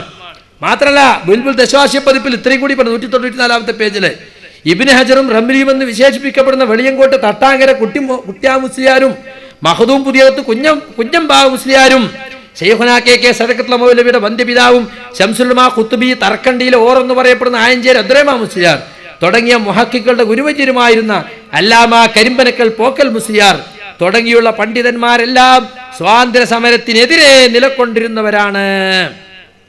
കണ്ടോ? അപ്പൊ ഞങ്ങളല്ല, സ്വാതന്ത്ര്യ സമരത്തിനെതിരെ നിലകൊണ്ടിരുന്നൊക്കെ നിങ്ങളെ നേതാക്കന്മാരാണ്. അതുകൊണ്ട് നിങ്ങൾക്ക് ബ്രിട്ടീഷ് വിരോധം കൊണ്ടാണ് ഇംഗ്ലീഷ് ഭാഷകൾ വേണ്ട എന്ന് പറഞ്ഞത് എന്ന് പറയാൻ പറ്റൂല. പിന്നെ അല്ലാലിയ സോവനീറിലുണ്ട്, ഷാ വലിയുല്ലാഹി ദലി ഫത്വ കൊടുത്തിരുന്നു. അതുപോലെ തന്നെ ശബാബ് സെമിനാർ പതിപ്പിലുണ്ട്. ഞങ്ങളെ സംബന്ധിച്ചിടത്തോളം വേറെ ആരൊക്കെ അങ്ങനെ പറഞ്ഞു, വേറെ ഏതൊക്കെ സംഘടനകൾ വിട്ടുനിന്നു, അത് ഞങ്ങളെ സംബന്ധിച്ചിടത്തോളം വിഷയമല്ല. ഒരു സംഘടന എന്ന നിലക്ക് ആ തീരുമാനമെടുക്കാൻ പലർക്കും സ്വാതന്ത്ര്യമുണ്ട്. അത് ആ സംഘടനയുടെ ആളുകൾക്ക് മാത്രം ബാധകം. തൽക്കാലം ബ്രിട്ടീഷുകാരോടുള്ള വിരോധം കൊണ്ട് അവരുടെ ഭാഷ നമ്മൾ പഠിക്കാൻ പാടില്ല. അത് ഏത് സംഘടനക്കും തീരുമാനം എടുക്കാം. പക്ഷെ ഇവിടെ പ്രശ്നമല്ല, ഇംഗ്ലീഷ് നരകത്തിലെ ഭാഷയാണ് എന്ന് നിങ്ങൾ പറഞ്ഞു, അത് ഹറാമാണെന്ന് പറഞ്ഞു. നരകത്തിലെ ഭാഷ പറഞ്ഞാൽ പിന്നെ അത് സ്വാതന്ത്ര്യം കിട്ടിയ സ്വർഗത്തിലെ ഭാഷയാകുമോ? അതുപോലെ തന്നെ ഹറാം എന്ന് പറഞ്ഞാൽ ഇസ്ലാമിലൊരു കാര്യം ഹറാമായ പിന്നെ അത് ഹലാലാകുമോ? വലാ തഖൂലൂ ലിമാ തസിഫു അൽസിനതുകുൽ കദിബ ഹാദാ ഹലാലും വഹാദാ ഹറാം ലിതഫ്തറൂ അലല്ലാഹിൽ കദിബ്. അള്ളാഹുവിന്റെ പേരിൽ കളവ് കെട്ടി പറയാൻ വേണ്ടി നിങ്ങളെ നാവുകൾക്ക് തോന്നുന്നതനുസരിച്ച് ഇത് ഹലാൽ ഇത് ഹറാമെന്ന് നിങ്ങൾ പറയരുത്. പരിശുദ്ധ ഖുർആൻ പറഞ്ഞിട്ടുണ്ട്. അപ്പൊ ഞങ്ങളെ സംബന്ധിച്ചിടത്തോളം ഞങ്ങൾ ആ നിലക്ക് അതിനെ എതിർക്കുന്നത്. ഹറാമായ ഒരു കാര്യം ഇസ്ലാമിൽ എക്കാലത്തും ഹറാമായിരിക്കും. മാത്രല്ല, അതിനെ സംബന്ധിച്ച് മുസ്ലിയാർ പറയുന്നെന്ന് കേട്ടോളൂ നിങ്ങൾ. ഇംഗ്ലീഷ് ഹറാമാക്കിയതിനെ സംബന്ധിച്ച് അലവി തന്നെ പറയുന്നത് ബ്രിട്ടീഷ് വിരോധം കൊണ്ടായിരുന്നു. സ്വാതന്ത്ര്യ സമരം കൊടുമ്പിരി കൊള്ളുമ്പോ അവർക്കെതിരിൽ നിലയുറപ്പിക്കുക എന്നതിന്റെ ഭാഗമായി അവരുടെ സംസ്കാരം വെടിയാൻ നിർദ്ദേശമുണ്ടായി, അല്ലേ? അവരുടെ ഭാഷ വെടിയാൻ നിർദ്ദേശമുണ്ടായി. അതിന്റെ ഭാഗമാണ് ഇംഗ്ലീഷ് ഭാഷയും വർജിക്കപ്പെട്ടത് എന്ന് എല്ലാവരും എഴുതിയിട്ടുണ്ട്. അപ്പൊ എല്ലാവരും എഴുതിയിട്ടുണ്ട്. എന്ത്? അവരുടെ സംസ്കാരം ഒഴിവാക്കുക എന്ന നിലക്കായിരുന്നു. സംസ്കാരം ഒഴിവാക്കലാണെങ്കിൽ ബ്രിട്ടീഷുകാരുടെ സംസ്കാരം ഇന്ന് നമ്മൾ ഒഴിവാക്കണ്ടേ? അവൻ ഇന്നും ലോകാടിസ്ഥാനം നമ്മുടെ ശത്രുവല്ലേ? ഇംഗ്ലീഷ് സംസാരിക്കുന്ന അമേരിക്കക്കാരനും ബ്രിട്ടീഷുകാരനുമല്ലേ ഇന്നും മുസ്ലിമീങ്ങളുടെ ലോകാടിസ്ഥാനത്തുള്ള ശത്രു? പിന്നെ എന്തിനാ ഞങ്ങൾ ഇംഗ്ലീഷ് മീഡിയം സ്കൂളുകൾക്ക് വേണ്ടി പരക്കം പായുന്നത്? ഞാൻ ചോദിച്ചിരുന്നു എന്റെ കഴിഞ്ഞ പ്രസംഗത്തിൽ, മുസ്ലിയാക്കന്മാരെ നിങ്ങൾ കുട്ടികൾക്ക് നരകത്ത് പോലെ ട്രെയിനിങ് കൊടുക്കുകയാണോ എന്ന് ചോദിച്ചിരുന്നു. പക്ഷെ അതിനെക്കുറിച്ച് മൂപ്പര് പറഞ്ഞു, ഞങ്ങൾ മാത്രല്ല, ഇപ്പൊ ഞങ്ങൾ പഠിക്കുന്നത് എന്തിനാണ്? ഇപ്പൊ ഞങ്ങളെ സംബന്ധിച്ചിടത്തോളം ഇപ്പൊ ഇന്ത്യക്ക് സ്വാതന്ത്ര്യം കിട്ടിയില്ലേ? സ്വാതന്ത്ര്യം കിട്ടിയ ഹറാം ഹലാലാവോ? നിങ്ങൾക്ക് പറയായിരുന്നില്ലേ, നമ്മൾ ബ്രിട്ടീഷുകാരെ എതിർക്കാൻ വേണ്ടി അവരെ ഭാഷ പഠിക്കരുത്, ഇസ്ലാമുമായിട്ട് തന്നെ ബന്ധപ്പെടുത്തരുത്. ഇപ്പൊ ജമാഅത്തെ ഇസ്ലാമിക്കാര് വോട്ട് ചെയ്യരുത് എന്ന് പണ്ട് പറഞ്ഞു. അവരെ പാർട്ടിക്കാരോട് പറയാണ് നമ്മൾ വോട്ട് ചെയ്യാൻ പാടില്ല, അതവരെ സംഘടനയുടെ തീരുമാനമാണ്. പക്ഷെ അവർ പറഞ്ഞത് മുസ്ലിമീങ്ങൾ വോട്ട് ചെയ്യാൻ പാടില്ല, ഇസ്ലാമിൽ വോട്ട് ഹറാമാണ്, ഖുർആനിൽ വോട്ട് ഹറാമാണ്, അതുകൊണ്ടാണ് ഞങ്ങൾ എതിർക്കുന്നത്. അല്ലെങ്കിൽ മുസ്ലിം ലീഗോ കോൺഗ്രസോ ഒക്കെ തീരുമാനം എടുക്കണമാതിരി ജമാഅത്തേർ തീരുമാനം എടുത്തു എന്നല്ലാതെ. അപ്പൊ ഒരു പാർട്ടി അതിന്റെ അണികളോട് പറയുന്ന ഒരു കാര്യമാണെങ്കിൽ ഞങ്ങൾ എതിർക്കൂല. ഇസ്ലാമും മുസ്ലിങ്ങളും അത് ഇസ്ലാമിന്റെ പ്രമാണങ്ങളുടെ അടിസ്ഥാനത്തിൽ അത് ഹറാമാണ്, അത് നരകത്തിലെ ഭാഷയാണ് എന്നൊക്കെ പറഞ്ഞപ്പോൾ ഞങ്ങൾ അതിനെതിർത്തു. അതാണ് നിങ്ങൾ തെളിയിക്കേണ്ടത്. അത് നിങ്ങൾക്ക് തെളിയിക്കാൻ സാധിച്ചിട്ടില്ല. പിന്നെ ഞങ്ങൾ അങ്ങനെയൊന്നും പറഞ്ഞിട്ടില്ല, ഞങ്ങൾ നരകത്തിലെ ഭാഷ എന്നൊന്നും പറഞ്ഞിട്ടില്ല, ഹറാമാണെന്ന് ഞങ്ങൾ പറഞ്ഞിട്ടില്ല എന്നൊക്കെ നിങ്ങൾ പറയുകയാണെങ്കിൽ ഇൻഷാ അല്ലാഹ് എല്ലാം നമ്മളെ കയ്യിലുണ്ട്, അപ്പൊ നമുക്ക് വായിക്കാം. പിന്നെ പെണ്ണുങ്ങൾ കയ്യെഴുത്ത് പഠിക്കുന്നതിനെ സംബന്ധിച്ച് സമസ്ത പണ്ട് പ്രമേയം പാസ്സാക്കിയത് ഞാൻ പറഞ്ഞിട്ടുണ്ടായിരുന്നു. അപ്പോൾ ഇയാൾ അത്ഭുതകരമായൊരു മറുപടിയാ പറഞ്ഞത്. എന്താണ് പറഞ്ഞറിയോ? അത് ഇന്നും ഹറാം തന്നെയാണ്, ഒരു മാറ്റമില്ല. അതൊന്ന് കേട്ടോളി. മുസ്ലിയാർ അലവി സഖാഫി പറയാണ്, പെണ്ണുങ്ങൾ കയ്യെഴുത്ത് പഠിപ്പിക്കൽ ഇന്നും ഹറാം തന്നെയാണ്. സ്ത്രീ മാസിക നടത്തുന്നു, സ്ത്രീ പെൺകുട്ടികൾക്ക് വനിതാ കോളേജ് നടത്തുന്നു, പെൺകുട്ടികൾക്ക് പ്രത്യേകം പഠിപ്പിക്കുന്നു ഉണ്ട്. അതെന്തിയെ? അതോ അത് ഞങ്ങൾ പഠിപ്പിക്കാനുള്ള കാരണം ആ ഇമാം ഇബ്നു ഹജർ അൽ ഹൈതമി ഫതാവൽ ഹദീസിയയിൽ പറഞ്ഞ മസ്അല കറാഹത്താണ് എന്ന മസ്അല അംഗീകരിച്ചുകൊണ്ട് തന്നെയാണ് ഞങ്ങൾ അത് ചെയ്യുന്നത്. അപ്പൊ പിന്നെ എന്തിനാണത് ചെയ്യുന്നത്? അതോ ഞങ്ങളത് ചെയ്തിട്ടില്ലെങ്കിൽ ഈ ഭാഷയുടെ പേരിൽ, അറിവിന്റെ പേരിൽ, വിദ്യാഭ്യാസത്തിന്റെ പേരിൽ, ഇംഗ്ലീഷിന്റെ പേരിൽ മുസ്ലിം സ്ത്രീകളെ വേട്ടയാടി കൊണ്ടുപോകുന്നു മതവിരോധികൾ. തന്നെ ഇസ്ലാമിക പ്രസ്ഥാനത്തിന് വിരുദ്ധമായിട്ടുള്ള ഏതെല്ലാം ആളുകളുണ്ടോ അവരൊക്കെ, അതിലേറെ എടുത്തു പറയേണ്ടത് ഈമാൻ തകർന്നു പോകുന്ന രൂപത്തിൽ മുജാഹിദ് പ്രസ്ഥാനത്തിലേക്ക് ആളുകളെ, പെൺകുട്ടികളെ വലവീശാൻ ശ്രമിക്കുന്നു. അതുകൊണ്ടാണ് ഞങ്ങൾ തൽക്കാലം ആ കറാഹത്തും പ്രത്യേക സാഹചര്യങ്ങളിൽ വരുന്ന ഹറാമും അങ്ങനെയാണെങ്കിൽ തന്നെയും അതിലേറെ വലിയ അപകടകരമായ രംഗം തടുക്കുന്നതിന് വേണ്ടിയാണ് അത് ചെയ്യുന്നത്. നിഷേധിക്കുന്നില്ല എന്നാ പറഞ്ഞത്, ഞങ്ങൾ നിഷേധിക്കുന്നില്ല. എന്നിട്ട് മൂപ്പര് പറഞ്ഞെന്താണ്? കെ സക്കരിയ സലാഹി തന്നെ പറഞ്ഞിട്ടുണ്ട്, ഒരു തിന്മയെ എതിർക്കുമ്പോൾ അതിനേക്കാൾ വലിയ തിന്മ ഉണ്ടാകുകയാണെങ്കിൽ ആ ചെറിയ തിന്മ നടന്നോട്ടെ എന്ന് വെക്കലാണ്. അതാണ് പണ്ഡിതന്മാരുടെ നയസമീപനം. അതെല്ലാവരും പറയണത് തന്നെയാണ്. ഒരു ചെറിയ തിന്മ നടക്കുമ്പോൾ നമ്മൾ തടുക്കാൻ പോകുമ്പോൾ അതുകൊണ്ട് വലിയൊരു തിന്മ ഉണ്ടാകുകയാണെങ്കിലോ എന്നാൽ ചെറിയ തിന്മ നടന്നോട്ടെ എന്ന് വെക്കണം. അതാണത്ര ഇവർക്ക് ഇപ്പോൾ പെണ്ണുങ്ങളെ കയ്യെഴുത്ത് പഠിക്കാനുള്ള ഇപ്പോൾ ഉള്ള ഞങ്ങളുടെ തെളിവ് അതാണെന്ന്. പക്ഷെ ഇയാൾ പറഞ്ഞെന്താ? സമസ്ത പ്രമേയം പാസ്സാക്കിയിട്ട് ഹറാം തന്നെയാണ്, ഹറാം ഇന്നും ഹറാം തന്നെയാണ്, ഞങ്ങൾ നിഷേധിക്കുന്നില്ല. എന്നാൽ നമ്മളെ അബ്ദുസ്സമദ് പൂക്കോട്ടൂര് ഈ കെ സമസ്തയുടെ നേതാവ് അദ്ദേഹം പറയുന്നത് കേട്ടോളൂ. അദ്ദേഹത്തോട് ചോദ്യം ചോദിക്കാണ്. എന്റെ ചോദ്യം രണ്ട് അവസ്ഥയും ഉള്ളപ്പോഴുള്ള ഒരു ചോദ്യമാണ്. അൽ ബയാൻ അറബി മലയാള പത്രത്തിൽ, എന്റെ ഓർമ്മ ശരിയാണെങ്കിൽ 1926 കേട്ടോണ്, അൽ ബയാൻ അറബി മലയാള പത്രത്തിൽ കാണാം, സ്ത്രീ അക്ഷരവിദ്യ ഷറഹിൽ മക്രൂഹാണെന്നും അങ്ങനെ തുടങ്ങിയിട്ട് അവസാനം പറയുന്നുണ്ട്, ഇക്കാലത്തുള്ള സ്ത്രീ അക്ഷരവിദ്യ തീർത്തും ഹറാമാവാൻ മാത്രമേ വഴി കാണുന്നുള്ളൂ. പ്രവാചകൻ സ്വല്ലല്ലാഹു അലൈഹി വസല്ലമ തങ്ങൾ ഒരിക്കലും തന്നെ സ്ത്രീകളോട് അക്ഷരം, അതായത് വിദ്യ പഠിക്കണമെന്ന് പറഞ്ഞിട്ടില്ല. ഇത് ഞാൻ ചുരുക്കി പറയുന്നതാണ്, ദീർഘമായിട്ടല്ല. അപ്പോൾ ഇപ്പോൾ നമ്മൾ പറഞ്ഞിട്ടില്ല എന്ന് നിങ്ങൾ പറഞ്ഞു. ഈ വാദം നിലനിൽക്കെ തന്നെ ഞങ്ങൾക്കറിയാം, അല്ലെങ്കിൽ നമ്മൾ കണ്ടുപഠിച്ചതും കേട്ടുപഠിച്ചതുമൊക്കെ കാണാം, സമസ്തയുടെ മദ്രസകളിലും തന്നെ പെൺകുട്ടികൾ സ്ത്രീ അക്ഷരവിദ്യ പഠിക്കുന്നുണ്ട്. 926 അൽബയാനിൽ എഴുതി എന്നാണ് സുഹൃത്ത് പറഞ്ഞത്. 926 അൽബയാൻ ഇറങ്ങിയിട്ടില്ല. ഒന്ന് അൽബയാൻ ഇല്ല അന്ന്. പിന്നെ രണ്ടാമത്തെ കാര്യം, ഒരു പത്രത്തിൽ ഒരു ലേഖനം എഴുതിയാൽ സ്വാഭാവികമായും അതിന്റെ അടുത്ത ലക്കത്തിൽ അതിന്റെ മറുലേഖനം ഉണ്ടോ എന്നും അതിന്റെ ഖണ്ഡനങ്ങൾ ഉണ്ടോ എന്നു കൂടി പരിശോധിക്കേണ്ടതാണ്. അദ്ദേഹം തന്നെ ആ ലേഖനം കണ്ടിട്ടില്ല. രണ്ട്, സമസ്ത കേരള ജമിയത്തുൽ ഉലമ ഇவ்விഷയകമായി എവിടെയെങ്കിലും എന്തെങ്കിലും പൂർവ്വകാലത്ത് എഴുതുകയോ പറയുകയോ ചെയ്തിട്ടുണ്ടെങ്കിൽ പൂർവിക മഹത്തുക്കളുടെ ഗ്രന്ഥങ്ങളിൽ സൂചിപ്പിച്ച കാര്യം എടുത്തു ഉദ്ധരിക്കുക മാത്രമല്ലാതെ സ്ത്രീകളെ പഠിപ്പിക്കരുത് എന്ന രീതിയിൽ ഒരു നയസമീപനം സമസ്ത സ്വീകരിച്ചിട്ടില്ല. അങ്ങനെ സ്വീകരിച്ചിരുന്നുവെങ്കിൽ മദ്രസത്തുൽ ബനാത്തിന് തുടക്കത്തിൽ തന്നെ അംഗീകാരം കൊടുക്കില്ല. മഹാന്മാരായ ഇപ്പൊ ഇമാം ഷാഫി തങ്ങൾ ഉമ്മ പോലെയുള്ള പൂർവികരായ തസൗഫിന്റെ ആലിമ്യങ്ങളുടെ സൂക്ഷ്മതയുടെ ഭാഗമായി എഴുതി വെച്ച ഏതെങ്കിലും ഉദ്ധരണികൾ സമസ്ത കേരള ജമിയത്തുൽ ഉലമയുടെ പ്രസിദ്ധീകരണങ്ങളിൽ വന്നിട്ടുണ്ടാകാം. നിങ്ങളെ വായിച്ച ലേഖനത്തിന്റെ അന്ത്യത്തിൽ തന്നെ ഉപയോഗിച്ച പദം അതിന് വളരെ ശരിയാണ്. ഞാൻ പറഞ്ഞല്ലോ, ഒരാളുടെ അഭിപ്രായമോ അങ്ങനെ വരാനേ വഴി കാണുന്നുള്ളൂ. ഒരിക്കലും ഒരു തീരുമാനമോ മസലയോ അങ്ങനെയല്ലല്ലോ വരാറുള്ളത്. അല്ല, വഴി അത് ഒരാളുടെ അഭിപ്രായം, അത് എഴുതിയ ആളുടെ അഭിപ്രായം എന്നതുപോലെ കിതാബുകളുടെ ഉദ്ധരണി നോക്കിയാൽ സമസ്തക്കാരല്ലാത്ത പൂർവീക പണ്ഡിതന്മാർ തന്നെ സ്ത്രീകൾക്ക് എഴുത്തും വായനയും പഠിപ്പിക്കുന്നതിന്റെ ദൂഷ്യത ഉദ്ധരിച്ചത് കാണാൻ കഴിയും. പൂർവീക പണ്ഡിതന്മാരുടെ രേഖകളിൽ തസൗഫിന്റെ കാഴ്ചപ്പാടനുസരിച്ച് പണ്ഡിതന്മാർക്ക് അക്കാര്യത്തിൽ അഭിപ്രായാന്തരം സ്വാഭാവികമാണ്. പക്ഷെ സമത്വ ഒരു നയം എന്ന രീതിയിൽ മദ്രസത്തുൽ ബനാത്ത് ആരംഭിക്കുകയും പ്രവർത്തിക്കുകയും ചെയ്ത ചരിത്രം നിങ്ങൾക്കറിയാമല്ലോ. അപ്പോ അബ്ദുസമദ് പൂക്കോട്ടൂർ പറയുന്നത് സമസ്ത അങ്ങനെ ഒരു നയം എന്നുള്ളതിലേക്ക് തീരുമാനിച്ചിട്ടില്ല.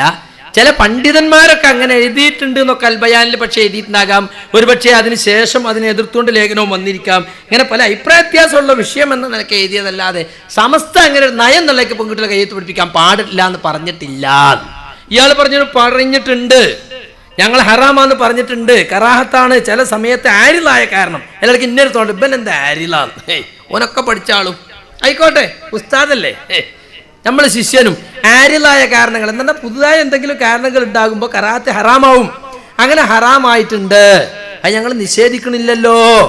എന്നാൽ അൽബയാനില് കൊടുന്ന ലേഖനത്തെക്കുറിച്ച് ചോദ്യം ചോദിച്ചപ്പോൾ ഏതെങ്കിലും പണ്ഡിതന്മാരുടെ അഭിപ്രായങ്ങൾ എടുത്തുദ്ധരിച്ചിട്ടുണ്ടാവാം.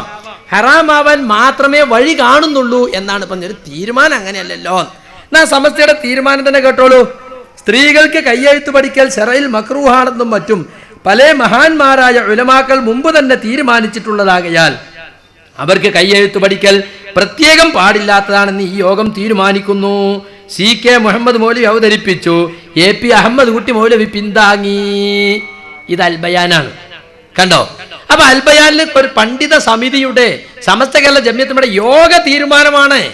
ഏതെങ്കിലും ഒരു മൗല്യർ അങ്ങനെ എഴുതിയിട്ടുണ്ട് എന്ന് പറയല്ല, അത് യോഗ തീരുമാനമായി തന്നെ എടുത്തിട്ടുണ്ട്. പക്ഷേ സ്ത്രീ വിദ്യാഭ്യാസം വഹാബികൾ കരണം മറിഞ്ഞത് എന്തിന്?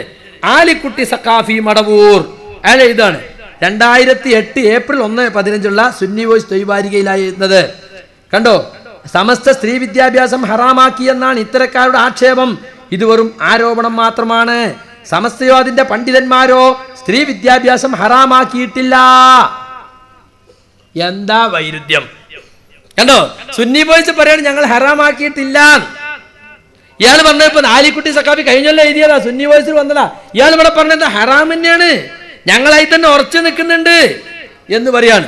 മാത്രമല്ല ഞാന് വിമർശനങ്ങൾക്ക് മറുപടി എന്ന 60ാം വാർഷിക സ്മരണികയിൽ അത് ഞാൻ എടുത്ത് വായിച്ചിട്ടുണ്ടായിരുന്നു. അന്ന് വരെ പറഞ്ഞ എന്താണ്, പ്രേമലേഖനം എഴുതി കളയും പെണ്ണുങ്ങൾ കയ്യെഴുത്ത് പഠിപ്പിച്ച പ്രേമലേഖനം എന്താന്ന് അറിയാത്ത കാലത്ത് പ്രേമലേഖനം എഴുതി കളയും എന്ന് പറഞ്ഞിട്ടാണ് ഇവര് പെണ്ണുങ്ങൾ കയ്യെഴുത്ത് പഠിക്കാൻ പാടില്ല എന്ന് പറഞ്ഞത്. എന്നിട്ട് 60 കൊല്ലം കഴിഞ്ഞിട്ട് ഇവർ പറഞ്ഞെന്താ, മറക്കുള്ളിലിരിക്കുന്ന പെണ്ണിനും ജയിലിൽ താമസിക്കുന്ന പുരുഷനും തമ്മിൽ ബന്ധപ്പെടുന്ന രഹസ്യമായ വിനിമയമാകാൻ എഴുത്തിന് സാധ്യതയുണ്ട്. ഈ പ്രശ്നവും സാഹിത്യ പ്രശ്നവും എന്നാം കഴിഞ്ഞ കാലത്തേക്കാൾ സങ്കീർണമാണ് ഇന്ന്. എഴുത്തിന് ഗുണമുണ്ടല്ലോ എന്ന ചോദ്യം മാത്രം ഇവിടെ പ്രസക്തമല്ല. കള്ള്, പലിശ തുടങ്ങിയ സംബന്ധിച്ചുള്ള മതപരമായ നിയമങ്ങളും ആധുനിക ഗവൺമെന്റ് എടുക്കുന്ന ചില തീരുമാനങ്ങളും പരിശോധിച്ചാൽ ഇത് നമുക്ക് കാണാൻ കഴിയും. അപ്പൊ കള്ളിലൊക്കെ ഗുണല്ലേ, എന്നിട്ട് ഇസ്ലാം നിരോധിച്ചല്ലേ? അപ്പോ പെണ്ണുങ്ങൾ കത്തെഴുതി കളയും, അത് തന്നെയാണ് പ്രശ്നം. ഞാനിവിടെ പറഞ്ഞിരുന്നു 70കളുടെ അവസാനത്തിൽ സുലൈഖ എന്ന് പറയുന്ന പെണ്ണിനെ രവി എന്ന കാമഭ്രാന്തം കുത്തിക്കൊന്നതിനെ സംബന്ധിച്ച് അൽ-മുഅല്ലിമിൽ എഴുതിയത് എന്താ, സുലൈഖത്തുനാ ഖത്തത്ത് ഖുതൂതൻ ഇലാ രവി ഫമാ ഹിയ ഇല്ലാ മിൻ ളിറാറിൽ കിതാബതി. സുലൈഖ രവിക്ക് കത്തെഴുതി. അതാണ് ഞങ്ങൾ പണ്ടേ പറഞ്ഞത്, പെണ്ണുങ്ങൾ കത്തെഴുതി കളയും, എഴുത്തോടിപ്പിക്കണ്ട. സമസ്തയുടെ മദ്രസകളിലൊക്കെ അടുത്ത കാലം വരെ 5ാം ക്ലാസ് മീതുള്ള കുട്ടികളെ ഒരു വാതിന്റെ മൂലൊക്കെ കൊണ്ടുപോയിട്ട് ഉസ്താദ് ചോദിക്കലായിരുന്നു, ഒരു ബൂത്ത് ചോദ്യം. അങ്ങനെ ബൂത്തിനുള്ളിലാക്കി ചോദിച്ചു. അതുകൊണ്ട് പിന്നെ വേറെ കുറെ ഫിത്തന ഉണ്ടായിട്ട് അപ്പിത്തന വേണ്ട എന്നിട്ട് പിന്നെ വീണ്ടും എഴുത്ത് പഠിപ്പിക്കുക ചെയ്ത്. ഇപ്പൊ വനിതാ മാസിക നടത്തുന്നു, വനിതാ കോളേജ് നടത്തുന്നു. അതിനെ സംബന്ധിച്ചാണ് ഞങ്ങൾ ചോദിച്ചത്. എന്നിട്ട് മുസ്ലിയാർ പറയാണ്, എന്നാ പിന്നെ എന്തിനാ ഇപ്പൊ സമസ്തക്കാർ ഇപ്പൊ പെൺകുട്ടികളെ പഠിപ്പിക്കണേ? അതിന് മുമ്പ് ന്യായം പറയുന്നത് കേട്ടോളിങ്ങള്. സ്ത്രീകളുടെ കയ്യെഴുത്തും സ്ത്രീകളും കയ്യെഴുത്തുമാണ്. അൽബയാൻ മാസിക കുറെ വായിച്ചു, പിന്നെ വേറെ ഏതൊക്കെ ചെറപറാന്ന് പറഞ്ഞ് വായിക്കുന്നുണ്ട്. എന്താ ഇതിന് പറയുന്നത്? പഴയ കാലത്ത് സ്ത്രീകൾക്ക് കയ്യെഴുത്ത് വായിക്കാൻ പാടില്ല എന്ന് സുന്നികൾ പറഞ്ഞിരുന്നു. ഞങ്ങൾ നിഷേധിക്കണില്ലല്ലോ. ഞങ്ങൾ വെറുതെ പറഞ്ഞതല്ല, ഞങ്ങളുടെ പണ്ഡിതന്മാർ ഇമാം ഇബ്നു ഹജർ അൽ ഹൈതമി റഹിമഹുല്ലാഹ് തന്റെ അൽ ഫതാവൽ ഹദീസിയ എന്ന ഗ്രന്ഥത്തിൽ ഈ ഫത്വ നൽകിയിട്ടുണ്ട്. സ്ത്രീകൾക്ക് കയ്യെഴുത്ത് പഠിപ്പിക്കൽ കറാഹത്താണ്. കാരണം അത് അത്ര ഗുണമുള്ളതല്ല. എന്താ കാരണം? അത് പല തെറ്റുകൾക്കും വഴി തുറക്കും. ശരിയല്ലേ? നമ്മൾ ഇന്ന് കാണുന്നില്ലേ? പക്ഷെ പണ്ഡിതന്മാർ സമകാലികമായ സാഹചര്യങ്ങൾ വെച്ചുകൊണ്ട് ആരിലായ കാരണത്തിനാൽ, എന്ത് ആരില് ഇയാൾക്ക് എന്തോ ആവട്ടെ, ആരിലായ കാരണം കൊണ്ട് അവർ പറഞ്ഞു അത് ഹറാമ് വരെ ആയേക്കും. അങ്ങനെ തന്നെ ഉറപ്പിച്ചു പറയേണ്ടതാണ് എന്നുവരെ പണ്ഡിതന്മാർ ചർച്ചാ രൂപത്തിൽ പറയുകയുണ്ടായി അൽബയാനിലൂടെ. അതിന് ഞങ്ങൾക്ക് ഒരു സംശയം, ഞങ്ങൾ നിഷേധിക്കുന്നില്ല. അപ്പൊ എങ്ങനെയുണ്ട്? എതിരാളികളും സ്കൂളിൽ പോയിട്ട് പെൺകുട്ടികൾ പേച്ചവും അവരെ ഈമാനൊക്കെ പേച്ചവും അത് അതുകൊണ്ടാണ് ഞങ്ങൾ പറഞ്ഞേക്കണത്. സംഗതി ഹറാം തന്നെയാണ്. അപ്പോ കേരളത്തിൽ അങ്ങോളം ഇങ്ങോളമുള്ള സുന്നി പെൺകുട്ടികൾ നിത്യേന ഹറാം ഇങ്ങനെ ചെയ്തുകൊണ്ടിരിക്കുകയാണ്. എന്താ? മതവിരുദ്ധര സ്കൂൾ ഉണ്ടാക്കി, അതുപോലെ തന്നെ മുജാഹിദീങ്ങൾ സ്കൂൾ ഉണ്ടാക്കി, അവിടെയൊക്കെ പോയിട്ട് പെണ്ണുങ്ങൾ പേച്ചോവും, ഞങ്ങളെ പെൺകുട്ടികളെ പേച്ചോണ്ടാന്ന് വിചാരിച്ചിട്ടാണ്. അപ്പൊ ഇപ്പോഴും ഈ രണ്ട് തിന്മയും കൂടി ഉപേക്ഷിക്കാൻ കഴിയുമെങ്കിൽ, അതായത് മുജാഹിദീങ്ങളെ കോളേജിൽ പോയിട്ട് പഠിച്ച് പേക്കുക എന്നുള്ള അത്തിന്മയും വേണ്ട, എഴുത്ത് പഠിക്കുക എന്നുള്ള ഹറാം അതും വേണ്ട. അങ്ങനെ ഉറപ്പുണ്ടെങ്കിൽ പെണ്ണുങ്ങൾ പഠിക്കാതെ വീട്ടിലിരിക്കുക തന്നെയാണ് അഫ്ളല്, ഏറ്റവും നല്ലത് അത് തന്നെയാണ്. അപ്പൊ അലവി സഖാഫിന്റെ മോളും പേരോടിന്റെ മോളും കാന്തപുരത്തിന്റെ മോളും ഓലൊന്നും ഇപ്പൊ സ്കൂളിൽ പോകണം. കാരണം ഓൽക്ക് ഏതായാലും എഴുത്ത് പഠിക്കുക എന്നുള്ള ഹറാമ് ചെയ്യേണ്ട ഒരു നിർണായകമായ ബുദ്ധിമുട്ടുമില്ല, ഒരു നെറൂറത്തുമില്ല. മുജാഹിദീങ്ങളെ സ്കൂളിൽ പോയിട്ട് പേച്ചോ എന്നുള്ള പേടിയില്ല, കാരണം മക്കളല്ലേ. അപ്പൊ SYS SSF കാര്യപ്പെട്ട പ്രവർത്തകരൊക്കെ നാളെ മുതൽ പെൺകുട്ടികളെ സ്കൂളിൽ പോകൽ നിർത്തണം. കാരണം ഏറ്റവും നല്ലത് വീട്ടിൽ പോകാതെ കുത്തിരിക്കലാണ്, അല്ല വീട്ടിൽ പഠിക്കാൻ പോകാതെ വീട്ടിൽ കുത്തിരിക്കലാണ്. കാരണം ആ ഹറാമ് ചെയ്യേണ്ടി വരുന്നത് എന്തുകൊണ്ടാ?